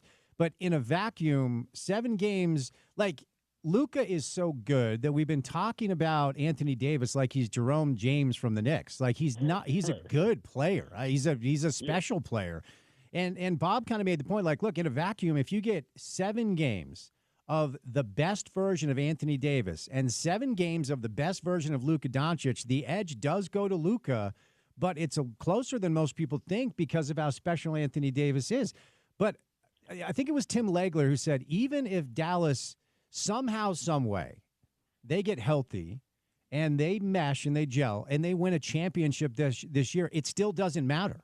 Like, Tim's whole thing was like, there's no way this works out just because of who they moved on to the Lakers. And from the Lakers' point of view here, Zach, you truly, like, if Adam Silver called Jeannie Buss and said, hey, pick a replacement for LeBron, just pick one, you can have him, they'd pick Luka. Like, he's the perfect guy to step in. And what Dallas did is not only but turn off a lot of their own fans, they made the Lakers relevant again for another 12 years, after LeBron steps aside, which adds to the salt in the wound, I think, for a lot of people. Absolutely. And I, on top of that, look, I feel like I've been on an island here in Los Angeles with this. Like, don't get me wrong, Anthony Davis is awesome. He's really good. I don't know how much better he makes his teammates. And I've felt that way for a long time. He, like, individually as a defender, he's exceptional. You can't really score on him. He doesn't really impact the team defense, at least in terms of, like, numbers, measurements, and everything. Like, this defense was the exact same off the court this season, right? Like, it's not like it's like a massive swing one way. So he can shut down his man. I don't know how much he does to like carry a defense like a Kevin Garnett or a Tim Duncan would, right? And those are very lofty people to put him up with. But again, this is a top 75 guy, right? And then on offense, like, yeah, he can score on anybody. Not really a passer, not really a floor stretcher. So, like, to me, he's this very singular force, whereas Luka, we know he makes guys better. We know he does. And so you took a team that I think could have won the finals this year if healthy, and now, there's a reason the Lakers were worried about this post-LeBron era, is because they've been handing the torch to Anthony Davis for 4 years now. He's like, I'm good. I don't want it. Yeah. Like, he's just not that guy. Yeah. Yeah, no, that's fair, and I have a hard time arguing with it. Okay, so the dynamic of why didn't you let everyone else know you were doing this is an interesting conversation for me because, again, you can be as reductive as saying, well, Nico just loves Anthony Davis, and the fact that he was able to get Anthony Davis in a trade meant he was not interested in what anyone else had to give up. But, when you look at the returns that other teams have received for players that are like half of what Luka is, I think it's fair to ask whether or not, Nico Harrison did the right thing by his ownership group by simply just talking to his buddy Rob Pelinka and making the one deal that they agreed upon. What are your thoughts on the fact that there was not some open bidding war for potentially the second best player in pro basketball at the age of 25? Yeah, I mean, okay, let's say like Anthony Davis is the only guy he would trade Luka for, right? Like that's I mean, again, asinine still to me, but okay, we can go with that logic. You couldn't get more than Anthony Davis and a first. You couldn't get more than Anthony Davis and Austin Reeves in a first. I mean, there was just so much more that they could have plucked from the Lakers. And, Rob Pelinka has done a really good job at times. And then I think over the last 3 years, his roster construction has been horrific to the point where I was wondering, all right, how much longer does he have in this job? Like, maybe this isn't for him. With this deal, he's now minted. Like, I mean, I don't know the next time you could even question his job security. He just got Luka for AD and one first. And we see all these other deals. I mean, Mikal Bridges went for 5 first-round picks. Mikal Bridges, nice player, not Anthony Davis, not Luka Doncic. Like, this is the crazy part to me is even if you wanted AD, you could have gotten so much more out of this deal. But then because you went behind everyone's back, because you had to keep it a secret, now Rob Pelinka's got some leverage. Like, you got to involve 1, 2, 3 more teams. I mean, look, I know it was done very quickly and it was a long time ago and it was a different landscape, but I think of like surprise trades and like Darren Williams, right? When the Jazz traded Darren Williams, like at least to the national audience, people outside the market in Salt Lake City, we were shocked. And he went for a good haul at the time, but we were shocked, like, oh my God, like that's Darren Williams. Like, how does he even get traded, even with all the drama with Jerry Sloan and everything? And to look at like, okay, yes, you don't want this to get out and you don't want Luka to get mad and you don't want things. At worst, you have a disgruntled superstar at 25 years old who's an MVP candidate when he's healthy, and now you've opened up the market to make that trade. Teams aren't going to be like, oh, I don't know, Luka's mad now. No, they're going to go try to get Luka Doncic. I mean, NBA executives dream in their career of having a guy like this. Like, if you have a guy like this, you have a shot every year if you're not horrible at your job. Do you think, like, I am genuinely curious to get a truth serum injection into Jason Kidd to hear what he has to say about this. He's kind of been non-committal. His initial media stuff was a little bit ambiguous. There was a lot of ambiguity in his comments. Where do you think he is, Jason Kidd is, honestly, with the decision that was made, and do you think he had a hand in it? Yeah, I mean I think he's fine with it because I think he likes Kyrie. I think he likes AD, and they still have a very good team, right? Like they still have a team that can, I don't know, maybe make the conference finals if they get the right matchups in the West. I don't think they can win the West, but they can still go pretty deep. The second part is where you start getting, and this might be sour grapes, this might be bitterness, but the way he exited Milwaukee, like his time in Milwaukee, like people in Milwaukee still hate him. Right. And so there are a significant portion of people in Milwaukee who are like, yeah, this has Jason Kidd written all over it. I have no idea if that's true, but that is at least been an opportunity for Bucks people and former Bucks people to kind of pounce on this and throw Jason Kidd into the mix in terms of culpability. I take that all with a grain of salt, but you got to take it in some way, right? Like it wouldn't shock me if it came out that Nico Harrison and Jason Kidd couldn't stand Luka Doncic for this, and this. And he was just like, yeah, you want AD? Let's do it. So the ownership side has been interesting because, Mark Cuban sells his majority shares a year ago, and Mark has become kind of a character in this whole thing because he's still at games yelling at fans to shut the bleep up and sit the bleep down, which is not going to be a good look. But Patrick Dumont does some media, and you're like, oh, okay. It's really interesting oftentimes that there are a lot of dumb people that have made a lot of money. I don't know how else to say that. Like, being intelligent is not some prerequisite to make a ton of cash. And look, I'm not hating on people that have found the bag. Do your thing. But we do this thing in society where, like, okay, he's a billionaire, he must be smart. And oftentimes there are people that try to translate their skill set in other areas of industry to running pro sports teams, and it doesn't work very well. Mark himself will admit he had to learn. And he did learn, and he ended up being a really good owner. He has said that this trade certainly will not happen under his watch. But if you do not want to pay Luka Doncic $350 million, you are in the wrong line of work. You are in the wrong business if that's your stance. What do you make of kind of what we've heard from the ownership side of the Mavs? There's been a theme in society lately of very, very rich people getting into positions of power, and you're just like, this makes no sense. You don't say. Yeah, you don't say. Yeah. Maybe I'm just watching too many movies. I don't know what it is, but you get that. Like, yeah, you can be smart in one thing, and it creates a ridiculous amount of generational wealth for you, and it doesn't mean you're smart in other things. And we see that with the NBA all the time. We see it with pro sports all the time because now it takes a lot of money to get into this business and to get to a position of power in this business. And so often you hear a little bit of talking and you're like, oh, I'm not even certain you're a good business person, let alone, like, you're definitely not a basketball person. I mean, Tillman Fertitta for years, he would talk and I'm like, I do not understand how you have money. Right? Yep. I don't understand. And there are plenty, like, these just aren't basketball people. And that's why they trust their basketball people to make these moves. And so when Nico Harrison is like, hey, we got to do this move, you're like, yeah, I guess so. Not knowing just the basketball portion, the PR portion, like the business portion of it. I mean, there's so many ramifications.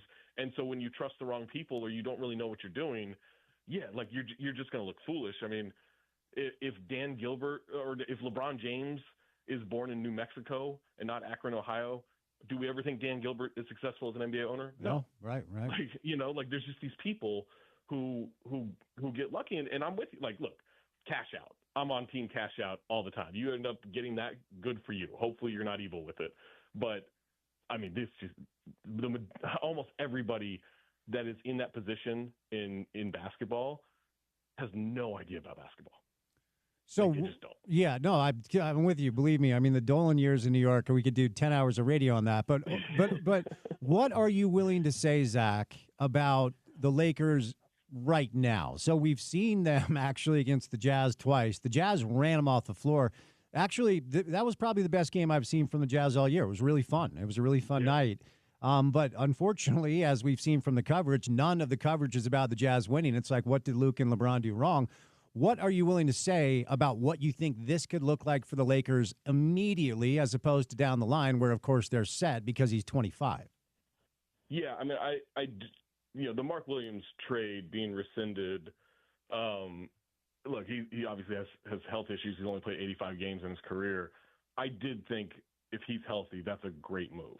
That's a guy that, seems to understand defense on some level, and he's a lob threat, and he's big, and he can score, and he can rebound, and that's what they need. They're in a situation where they signed Alex Len the other day, and I thought, oh, that's really good. Not that makes him – it's just like, oh, there's a big body who's competent for maybe 10 minutes a game.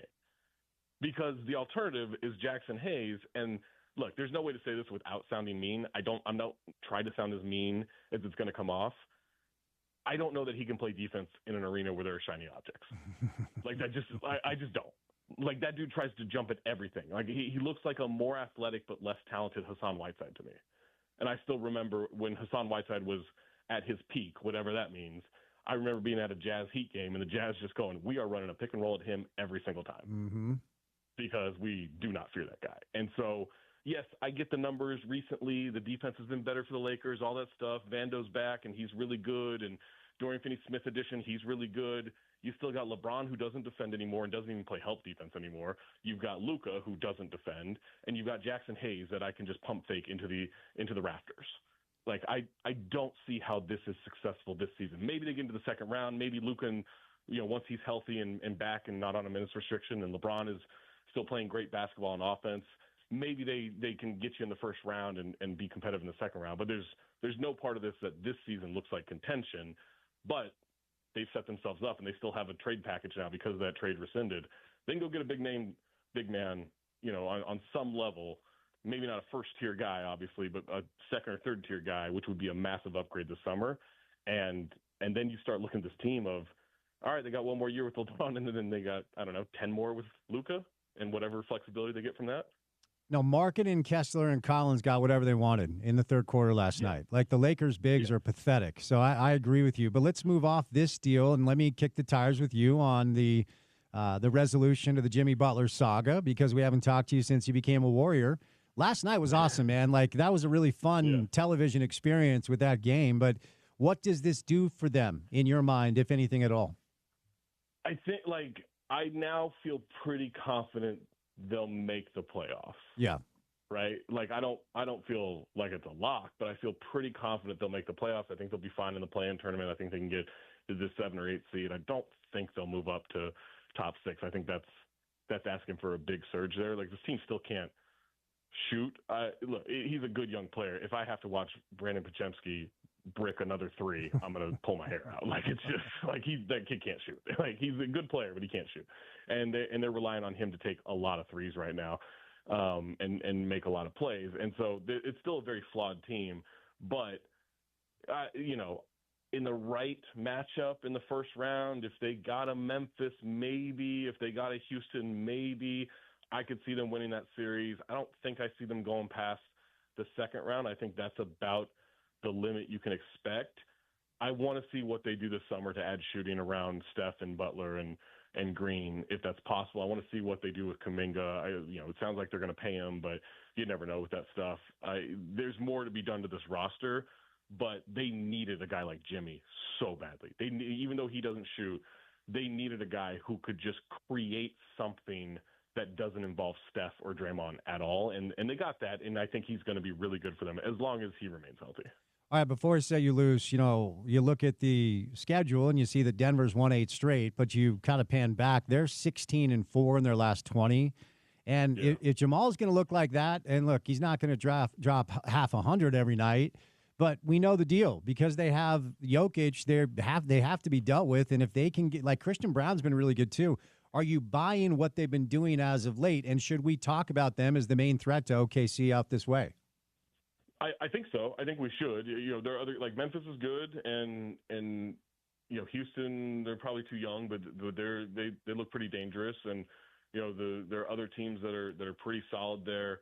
I'm not completely sold on OKC just because I don't, they still don't have a lot of playoff experience, and while they're shooting the ball well the last few weeks, it still has been a great shooting team from the outside, and you do need that, as we saw against Dallas in the playoffs last year. I mean, Michael Porter Jr. is playing great basketball. Like you mentioned, Jamal, Christian Braun, like they got Aaron Gordon back.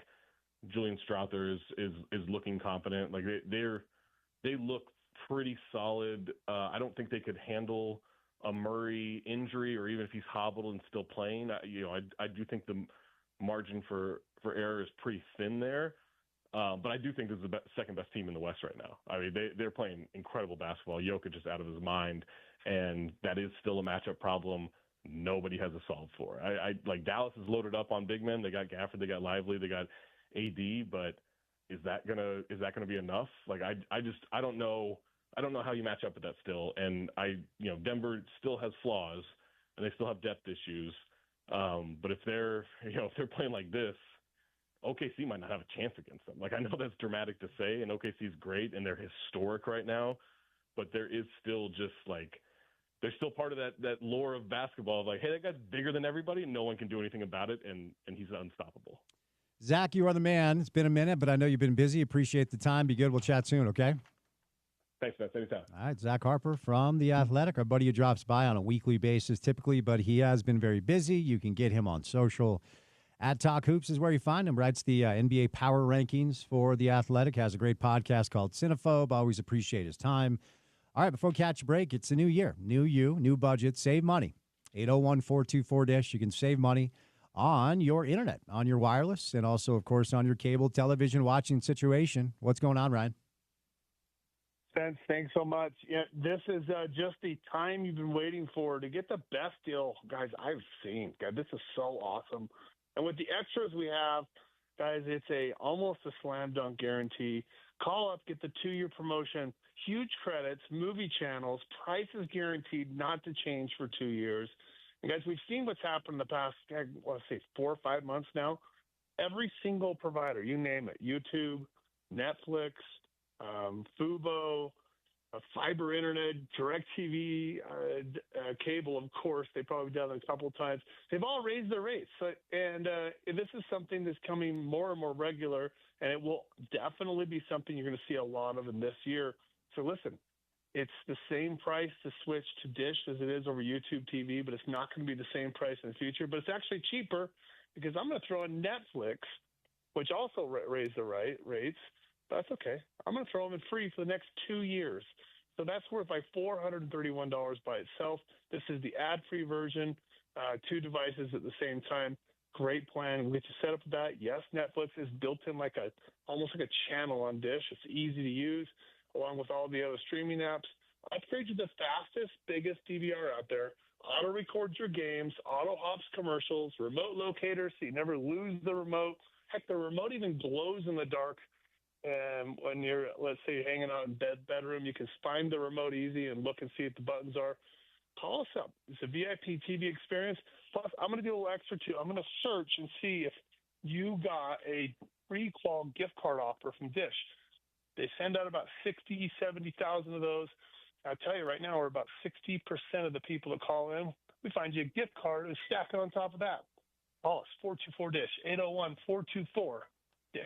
All right, time now for our PGA leaderboard update, brought to you by friends at Uinta Golf. Check them out at worldwidegolfshops.com. You can stop by their Salt Lake location at 560 East, 2100 South. They're also in Sandy, Riverdale, and Orem. The new Pro V1 from Titleist and Pro V1X brings you more speed and control than ever before, now available at Uinta Golf Shops by Worldwide Golf.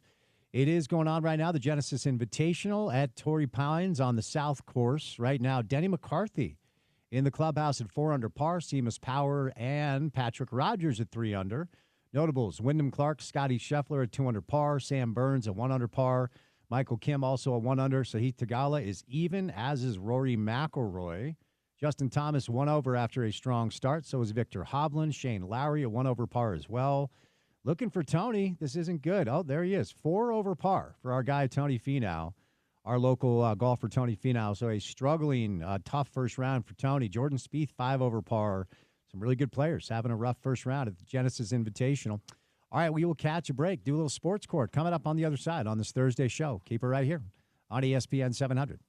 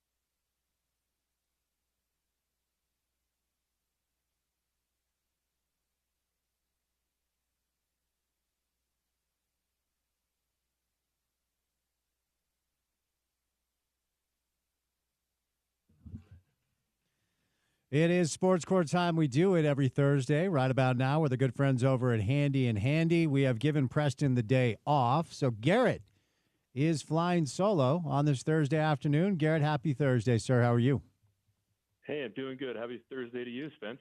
Appreciate the time today. So I'm glad we're starting here because we've covered this on the show. We covered it when the memo was sent out by the Department of Education indicating that NIL payments would follow, or I should say would fall under guidelines for Title IX.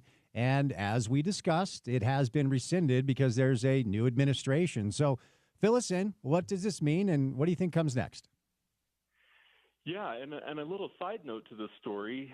Obviously, this involves the Department of Education. That's where this memo comes from that we're going to talk about. But today in the news, Linda McMahon, she's been tapped by Trump to be Education Secretary and had her confirmation hearing today.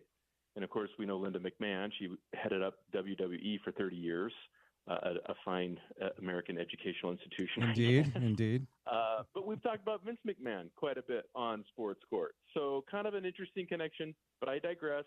Anyway, yeah, so the Department of Education in the last days of the Biden administration issued this memo, which is essentially a guideline for how to interpret Title IX under these new changing NIL laws, right? And especially in light of the House settlement that, if it's approved in the coming months and set to take effect July 1st, we're looking at a distribution of like $20 million at these schools, right, to be spread out among their athletes. And so how's that going to happen, right? And so under the previous administration, again, and this is kind of some whiplash because this is happening just over the last several weeks, but that those payments would have to be proportionate between the school's male and female athletes, which would be in accordance with Title IX, which prohibits sex discrimination at these schools that receive federal dollars. So this rule, and again, we expected this, as you mentioned, Spence, but it was rescinded on Tuesday this week.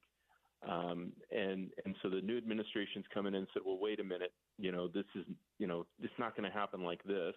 I mean, the money was already going to be distributed largely, and earmarked for, football programs, men's basketball, these top revenue producing sports.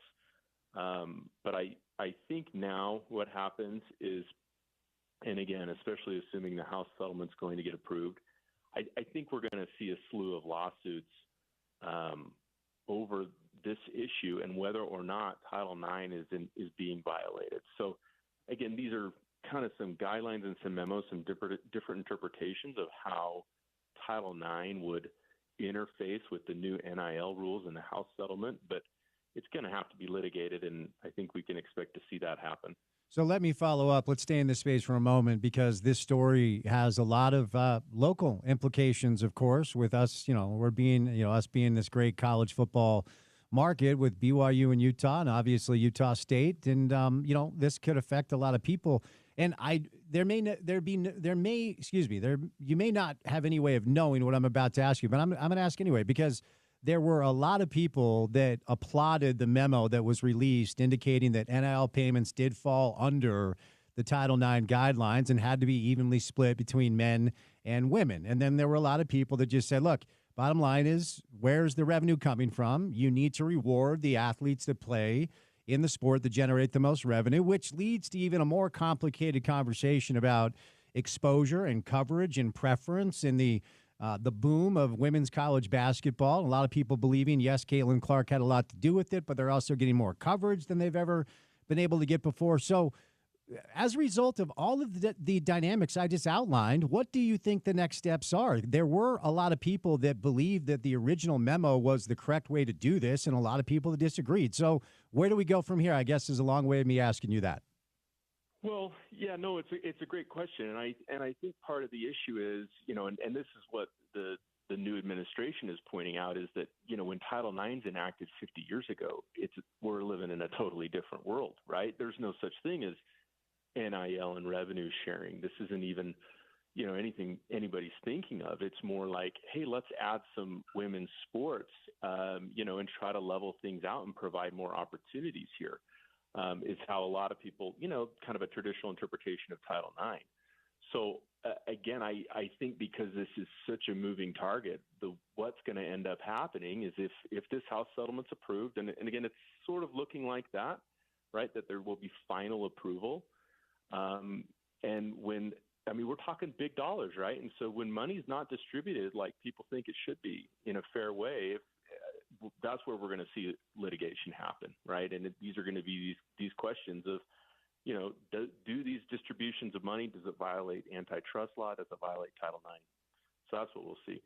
All right, moving over to a situation involving the Netflix documentary series Last Chance U, which has always been awesome. It's a must-watch for me. I did not know this was happening, but 6 players, it looks like, are filing a $30 million lawsuit against Netflix. Had not heard about this. Go ahead and unpack it for us, Garrett. Yeah, well, and I don't know. I mean, I guess I'll jump to my conclusion. I don't know that this lawsuit's really going to go anywhere. Yeah. But you're right. I mean, Last Chance U, this is an Emmy Award-winning docuseries from Netflix. And so this goes back to the East Mississippi Community College. They were shown in 2015-16. So we're talking about almost 10 years ago. And so 6 former players have said basically, well, they're alleging a few things, but that this series was used to exploit their name, image, and likeness, their own NIL, right? And it harmed their reputations, and essentially saying, hey, we were young athletes. We didn't really know what we were getting into. They're playing at an obscure community college trying to make their way at Last Chance U, right? And if they had known that the show was going to be such a success, maybe they would have bargained differently or got a better deal. But they were taken advantage of, I think, is kind of a way to read through this, that they didn't have any real negotiating power when they struck the deal. And of course, there was a contract, right? And that's going to be the defense from Netflix, is to say, there may be unequal bargaining power. That's not against the law. You were adults. You could have had counsel advise you or not participated. But, and from the player's perspective, I think they're saying, well, they didn't really have a choice. These contracts are put in front of us and we're excited. Oh, yeah, wow. We're going to be on TV. Let's do this. And it turns out to be a huge hit. So there's some hurdles they have to overcome. One of the defendants, in addition to Netflix, is they've sued the school. And so when you're bringing a claim against a public school like that, 8 years later, you've got statute of limitations issues. You've got issues with being able to sue a state institution. So, it's an uphill battle that they'd like to see a little bigger piece of the pie from whatever they got, which apparently was not much, not surprisingly. I have to say I chuckled when I clicked on the link for our next story. We covered the Joe Burrow home burglary, and there's nothing funny about that. What's funny is these idiots posted pictures of themselves wearing his jewelry. And so it's like, yes, sorry, that's you. You're guilty. I was unaware that these photos existed, but we covered the situation when it actually happened. What's the latest in the Joe Burrow home burglary situation? Yeah, it's interesting. The body cam footage you can watch, and I got to hand it to this Ohio State trooper who pulls these guys over. He executed a really good traffic stop. They're driving along and making a legal lane change. He pulls them over. They unroll the window. He smells marijuana. And so what do you know? They get their vehicle searched. In the back, there's a nice big Louis Vuitton duffel bag, right, and a LSU shirt. One of the kids sitting in the front seat's wearing a Bengals beanie. So, these guys, what I think is really interesting about this is the story that's coming out is this is part of what the FBI is calling the South American theft groups. So SATG, they've got an acronym, not surprisingly. And so these are mostly Chilean nationals who've come here. And part of that is there was a 2014 law that allowed the Chilean nationals to come here. It was a visa waiver program. And so a lot of these people are coming, overstaying their visa and getting in trouble. But this is a very targeted crime ring. They're targeting not just Joe Burrow, but other, professional athletes, very high-end homes. They're looking for luxury items, jewelry, all the stuff that Joe Burrow's got, apparently $300,000 worth of stuff. So they're facing federal charges. In the current climate, These guys may be headed off to Guantanamo Bay. I don't really know, but yeah, it's a pretty wild story. I just can't believe they posted these pictures. What morons. Wearing the number 9, yeah. blinged out necklace. It's so wild. clearly Joe Burrow's stuff. My goodness. Anyway, all right, final one today. A cornerback from Wisconsin. It's another one of these things, and I think it's applicable here locally. I believe BYU quarterback Jake Retzlaff's going to look at this too. But he's won an injunction against the NCAA to, once again, play for an extra year. Fill us in here.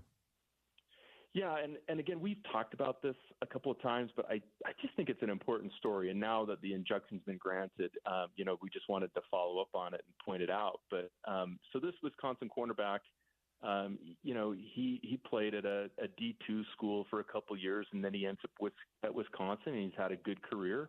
It's not clear whether or not he's actual NFL talent or not, but he wants another year. And according to some of the court filings and even the judge's opinion, he's looking to probably earn $250,000 to $500,000 in NIL money with an extra year. And so I think this district court judge, William Connolly, he's a pretty thoughtful judge. And I'm, I kind of like the way he's talked about this case, and that really, it just makes sense where we've got a program where you've got these, coaches making so much money, all the TV revenue and everything, that they should get an extra year, that it just really wouldn't be fair.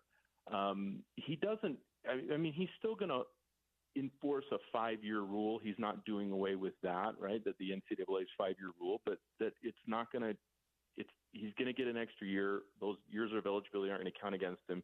He doesn't graduate until December. And so, but the judge clearly is aware of a lot of the issues out there. He says, hey, it would be a problem if the kid played, a few seasons at a D3 school, 2 more seasons at D2, and then finally starts at D1, because this cornerback, what he was arguing is the clock on eligibility, this 5-year clock shouldn't start ticking until you start playing D1.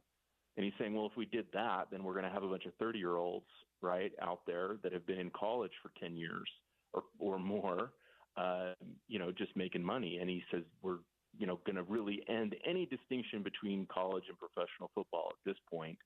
And these universities are just, feeder systems for, they're a minor league feeder program. So, when you have this case now, we have the Diego Pavia, the Vanderbilt quarterback case now. We're starting to see we've got these 2 cases. There's some precedent now building, right? There's some case law that you can look back on. So if Jake Retzlaff wants to go down this road, right, I think he's got a pretty strong argument. There's good support for it. All right, Garrett, for any of our listeners who have any legal questions, how do they get a hold of you over at Handy and Handy?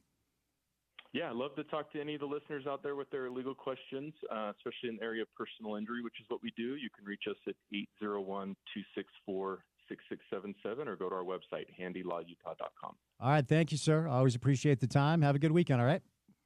Thank you, Spence. You too. All right, 5 o'clock hour of the program comes your way next. We'll reset kind of the topics of the day today. It's been an unexpected busy news day in the world of the NFL as the offseason is officially here. The Jets are moving on from Aaron Rodgers. Kellen Moore introduced down in New Orleans, and then a lot of rumors about Cooper Kupp potentially on the move. Myles Garrett also asking for a trade, and then Deebo Samuel.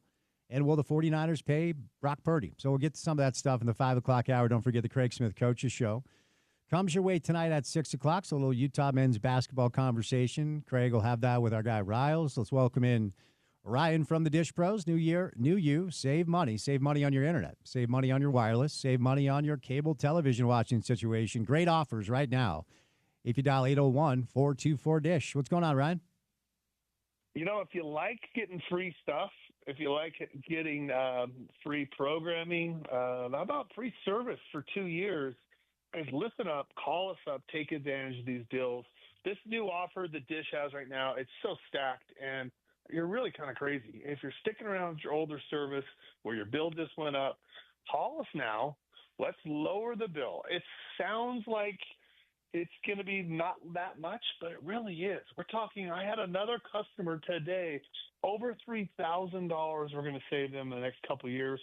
Also, it was a great, this Netflix offer, you get that free for the next 2 years. We'll set you up with a Dish promotion, free movie channels, prices guaranteed, and also dinner at JCW's. Plus, I'm going to use my new tool that I have, and I search and see if you got a pre-qual, a gift card offer from Dish. About 60% of the people that call in actually do have that, and I'll attach that to the top of that, and that could be $300, $400, $500 on top of that that's in your pocket. So if you like free stuff, you want some extra cash, you want to have the best TV system out there, you just got to do it. Pick up the phone and just call us. It's not painful. It's not hard. And we ask about internet solutions. We have half a dozen different internet providers from $35 to $45, $50 a month. And we also can help you with your cell phone service too. Call us, 424-DISH, 801-424-DISH. There he is, Ryan from the Dish Professionals. We've got 3 hours in the books. We've got 1 hour to go before we say goodnight at 6 o'clock for the Craig Smith Coaches Show right here on ESPN 700, 92.1 FM. Proud to be part of Utah's ESPN Radio Network.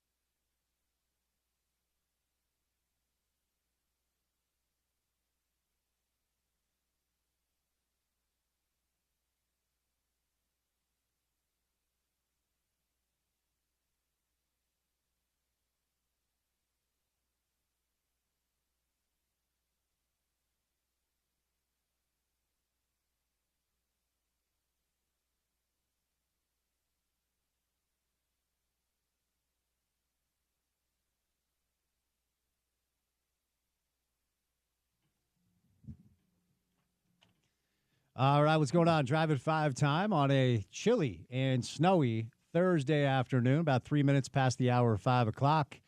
Great to have you with us on this Thursday. A lot of snow up in the mountains, not just today, but all weekend long. A lot of people excited about that, as it is every day. It's good to have you along for the ride with us. The 5 o'clock hour of the program today is brought to you by our good friends at Prize Picks, which is the best place to get real money sports action with over 10 million members and billions of dollars in awarded winnings.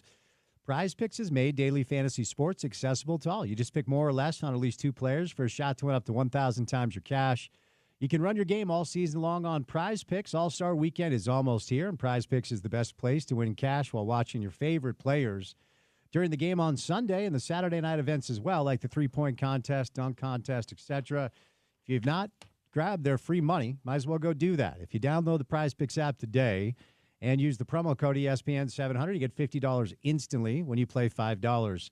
That's promo code ESPN700 on Prize Picks to get $50 instantly when you play $5. Win or lose, you'll get $50 just for playing.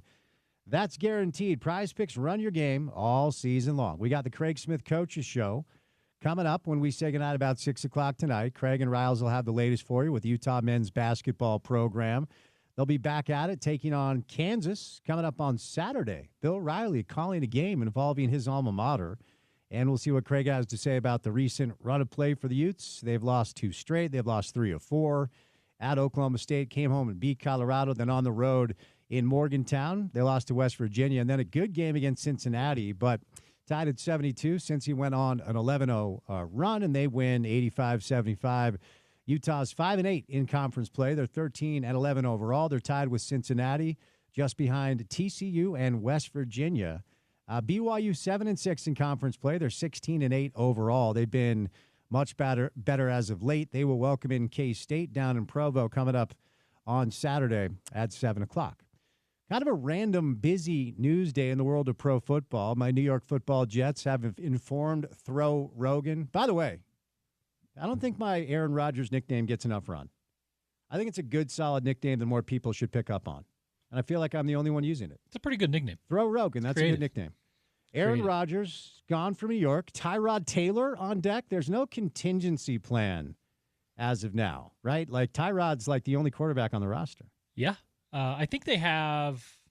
I'm trying to think. They might have another QB. Yeah, but if you don't know who it is, that means there's nobody there. Yeah, he's as of today. That's your starter. And listen, I'm a Tyrod guy, but that if that's your starter going into Week 1 of 2025, you might have some issues. 2015, 2016, hey, got a decent player there. Here is the question. By the way, Jordan Travis is the name of the quarterback you were missing, a 2024 fifth-round pick. Sat out last season because he hurt his leg at Florida State. Do you think Aaron Rodgers, who's about to turn 42, will have suitors? Do you think he's done playing football? People are saying Tennessee. I am trying to put myself in a position where I am a general manager of an NFL team where I want to bring that into my locker room. I'm really trying to think of one. I don't know, man. I don't know if even that's one of them. Tennessee. Somebody floated out the Rams if the Rams move on from Stafford because there's a lot of momentum towards Matt Stafford to play for the Giants next year. The Giants apparently do not like Cam Ward. They do not like Shedeur Sanders. They don't like Jalen Milroe. I don't know that the Giants are just a quarterback away from being competitive, but can you imagine if Matt Stafford is playing quarterback in New York and Aaron Rodgers goes to Los Angeles? If I'm Sean McVay, I'm not stoked. Maybe you've got one run at it if you have a healthy Rodgers there. But again, I don't know that the Rams are at contention level. So are you just bringing in a malcontent into an average roster at that point? That's tough for me to justify. I might rather have Jackson Dart as my starter going into next year, and he's going to be available bottom of the first round. So, yeah, I'm going to say no. If you're asking me, but You're asking me. Maybe Les Snead has just been smashing ayahuasca in the offseason, and maybe he's in a darkness retreat, Right. and maybe there's something there. I have no idea. Yeah, maybe there's some synergy there. I don't know. So, busy random day. I mean, NFL offseason is here, so the Jets will move on from Aaron Rodgers. He will be able to sign with teams after March the 13th. The latest with the Myles Garrett stuff, obviously he has requested a trade from the Cleveland Browns. Cooper Kupp is going to be moved on from with the aforementioned Rams, and Deebo Samuel is looking for a new home. So football never rests. A lot of interesting questions during the offseason.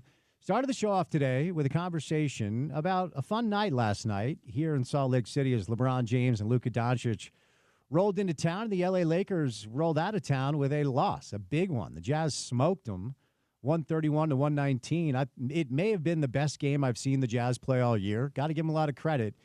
You know, covering the Jazz, it's interesting in this market with this job. Once college and pro football are over, those of us that do this for a living have always relied on an exciting NBA team, NBA team that a lot of people around here really love, to kind of get you through the doldrums, get you through the dark days, to talk a little pro basketball. It's been tough to cover a team that, by their own admission, not very serious about winning. But last night was fun. Justin Zanuck stopped by the broadcast booth with Bowler, our guy Bowler and Big T.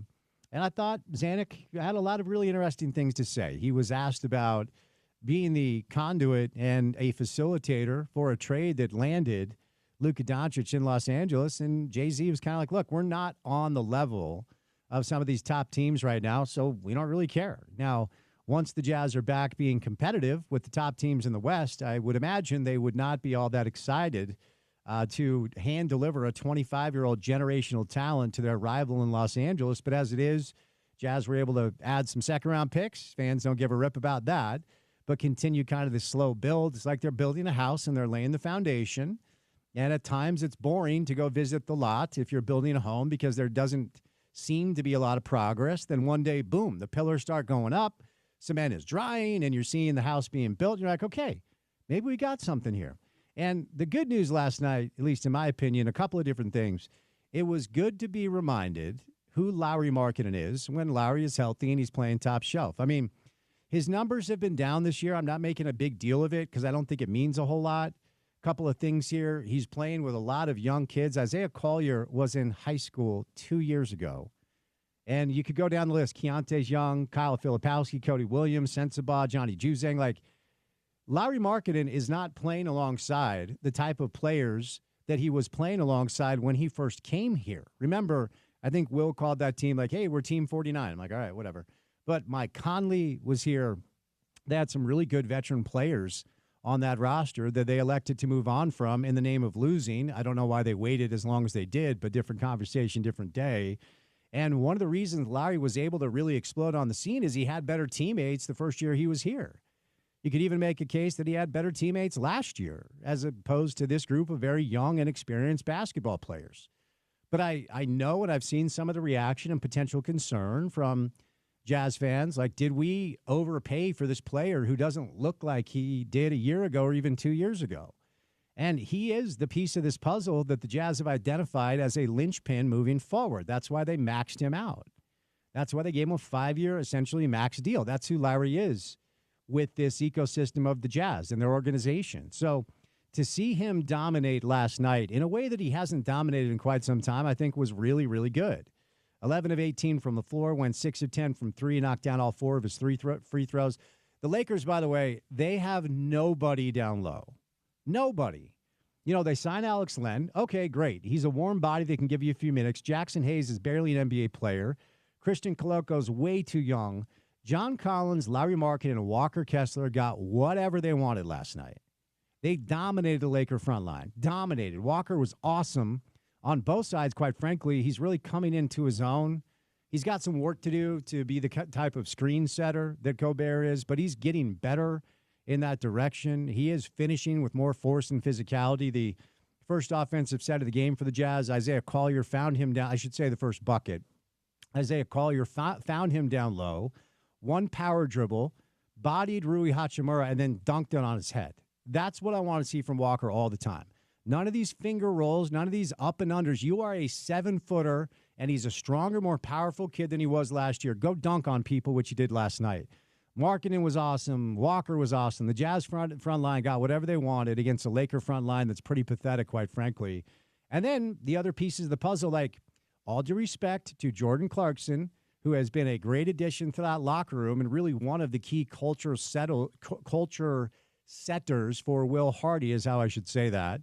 And Clarkson's been good as of late. I mean, when he started playing better prior to the trade deadline, the natural inclination was to say, okay, they're showcasing him to move on from him and trade him for a piece. Now, what's become clear is the Jazz would have traded Jordan Clarkson. I think they would have traded him even if they could have got a second rounder. But that obviously didn't come to fruition. Neither did the John Collins rumors, and neither did the Colin Sexton rumors. But that's just a result of the marketplace. I don't think it's a result of the Jazz wanting to hold on badly to any of those players. I think anybody was available to be had if some sort of asset that made sense was on its way back. That's the most obvious thing I may have ever said into a microphone. But Jordan was really good last night. He had 21 points. He had 9 boards. He had 7 assists. He was plus 33 in the plus-minus, and a conduit there in the third quarter when the Jazz ran away from the Lakers. But when it comes to players like John and when it comes to players like Jordan and, honestly, Colin, in a way, I know our guy Richard Smith, who stops by the show on a weekly basis, has been really high on Colin Sexton. I just don't know if any of those guys are going to be here when this team is good again, which is kind of all I focus on when I watch the Jazz these days. So the players that we saw pop last night are exactly the players that you want to see pop for the future of what the Jazz could be and what they're building. And this is a long game, and it's painful for fans. We talked about the NBA ratings data that spilled in yesterday. Local TV ratings for the Jazz down 44%. That's the third worst in the NBA. And you understand why. But last night, Lauri Markkanen, linchpin, will be around for the future. Great game. Walker Kessler has played himself into an area where the rumors were the Lakers reached out to the Jazz about Walker, just like they reached out to the Hornets about Mark Williams and how they're trying to add big men. And I'm sure Danny and Justin either asked for the moon in exchange for Walker or hung up on people because he's just been that good. 6 blocks last night. Went over 100 blocks for the year. All 3 years he's been here, he's had 100-plus block shots. He changed a bunch more. He also had 8 boards. He had a couple of steals. He was a demon on defense. Hit all 8 of his shots. They were essentially lobs, dunks, and layups. Didn't go to the free throw line. Kind of eager to see Walker maybe expand his game that way. But he had 16 points, 8 rebounds, 6 blocks. He was really good. Isaiah Collier continues to really grow. Now, he's already set the Jazz record for games with 10-plus assists as a rookie. I think he has 9 of those. No Jazzman has ever done that. I'm sure John would have, but he was sitting behind Ricky Green for a couple of years before he actually got the nod.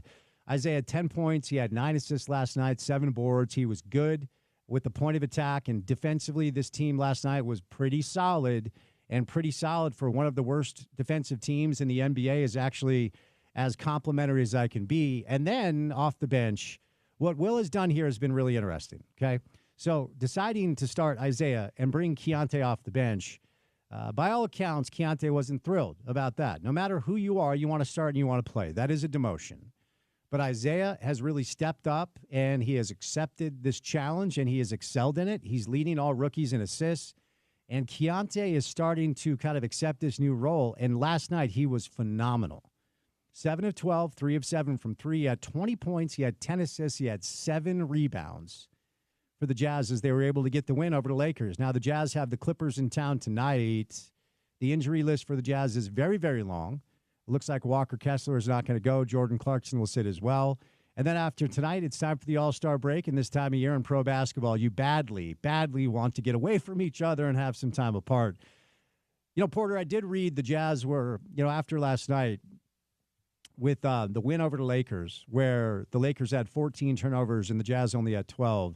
The Jazz moved to 4-2 on the season when they have less turnovers than the other team. And my takeaway when I read that was, they've only had 6 games where they've had fewer turnovers than the other team. That is wild to me. I was going to say that's by far what stands out when you read that stat. Now, reminder, we are inching towards the All-Star break. So 6 games. That's what, an eighth, a tenth of your season, a ninth of your season. I don't know. They played. I'm not doing math on there. They've played 53 games, and they've had 6 games where they've had fewer turnovers than their opponent. Yeah, that is wild. So, Jazz in action tonight, kind of a fun night of NBA basketball as we are getting ready to turn the page to the All-Star break.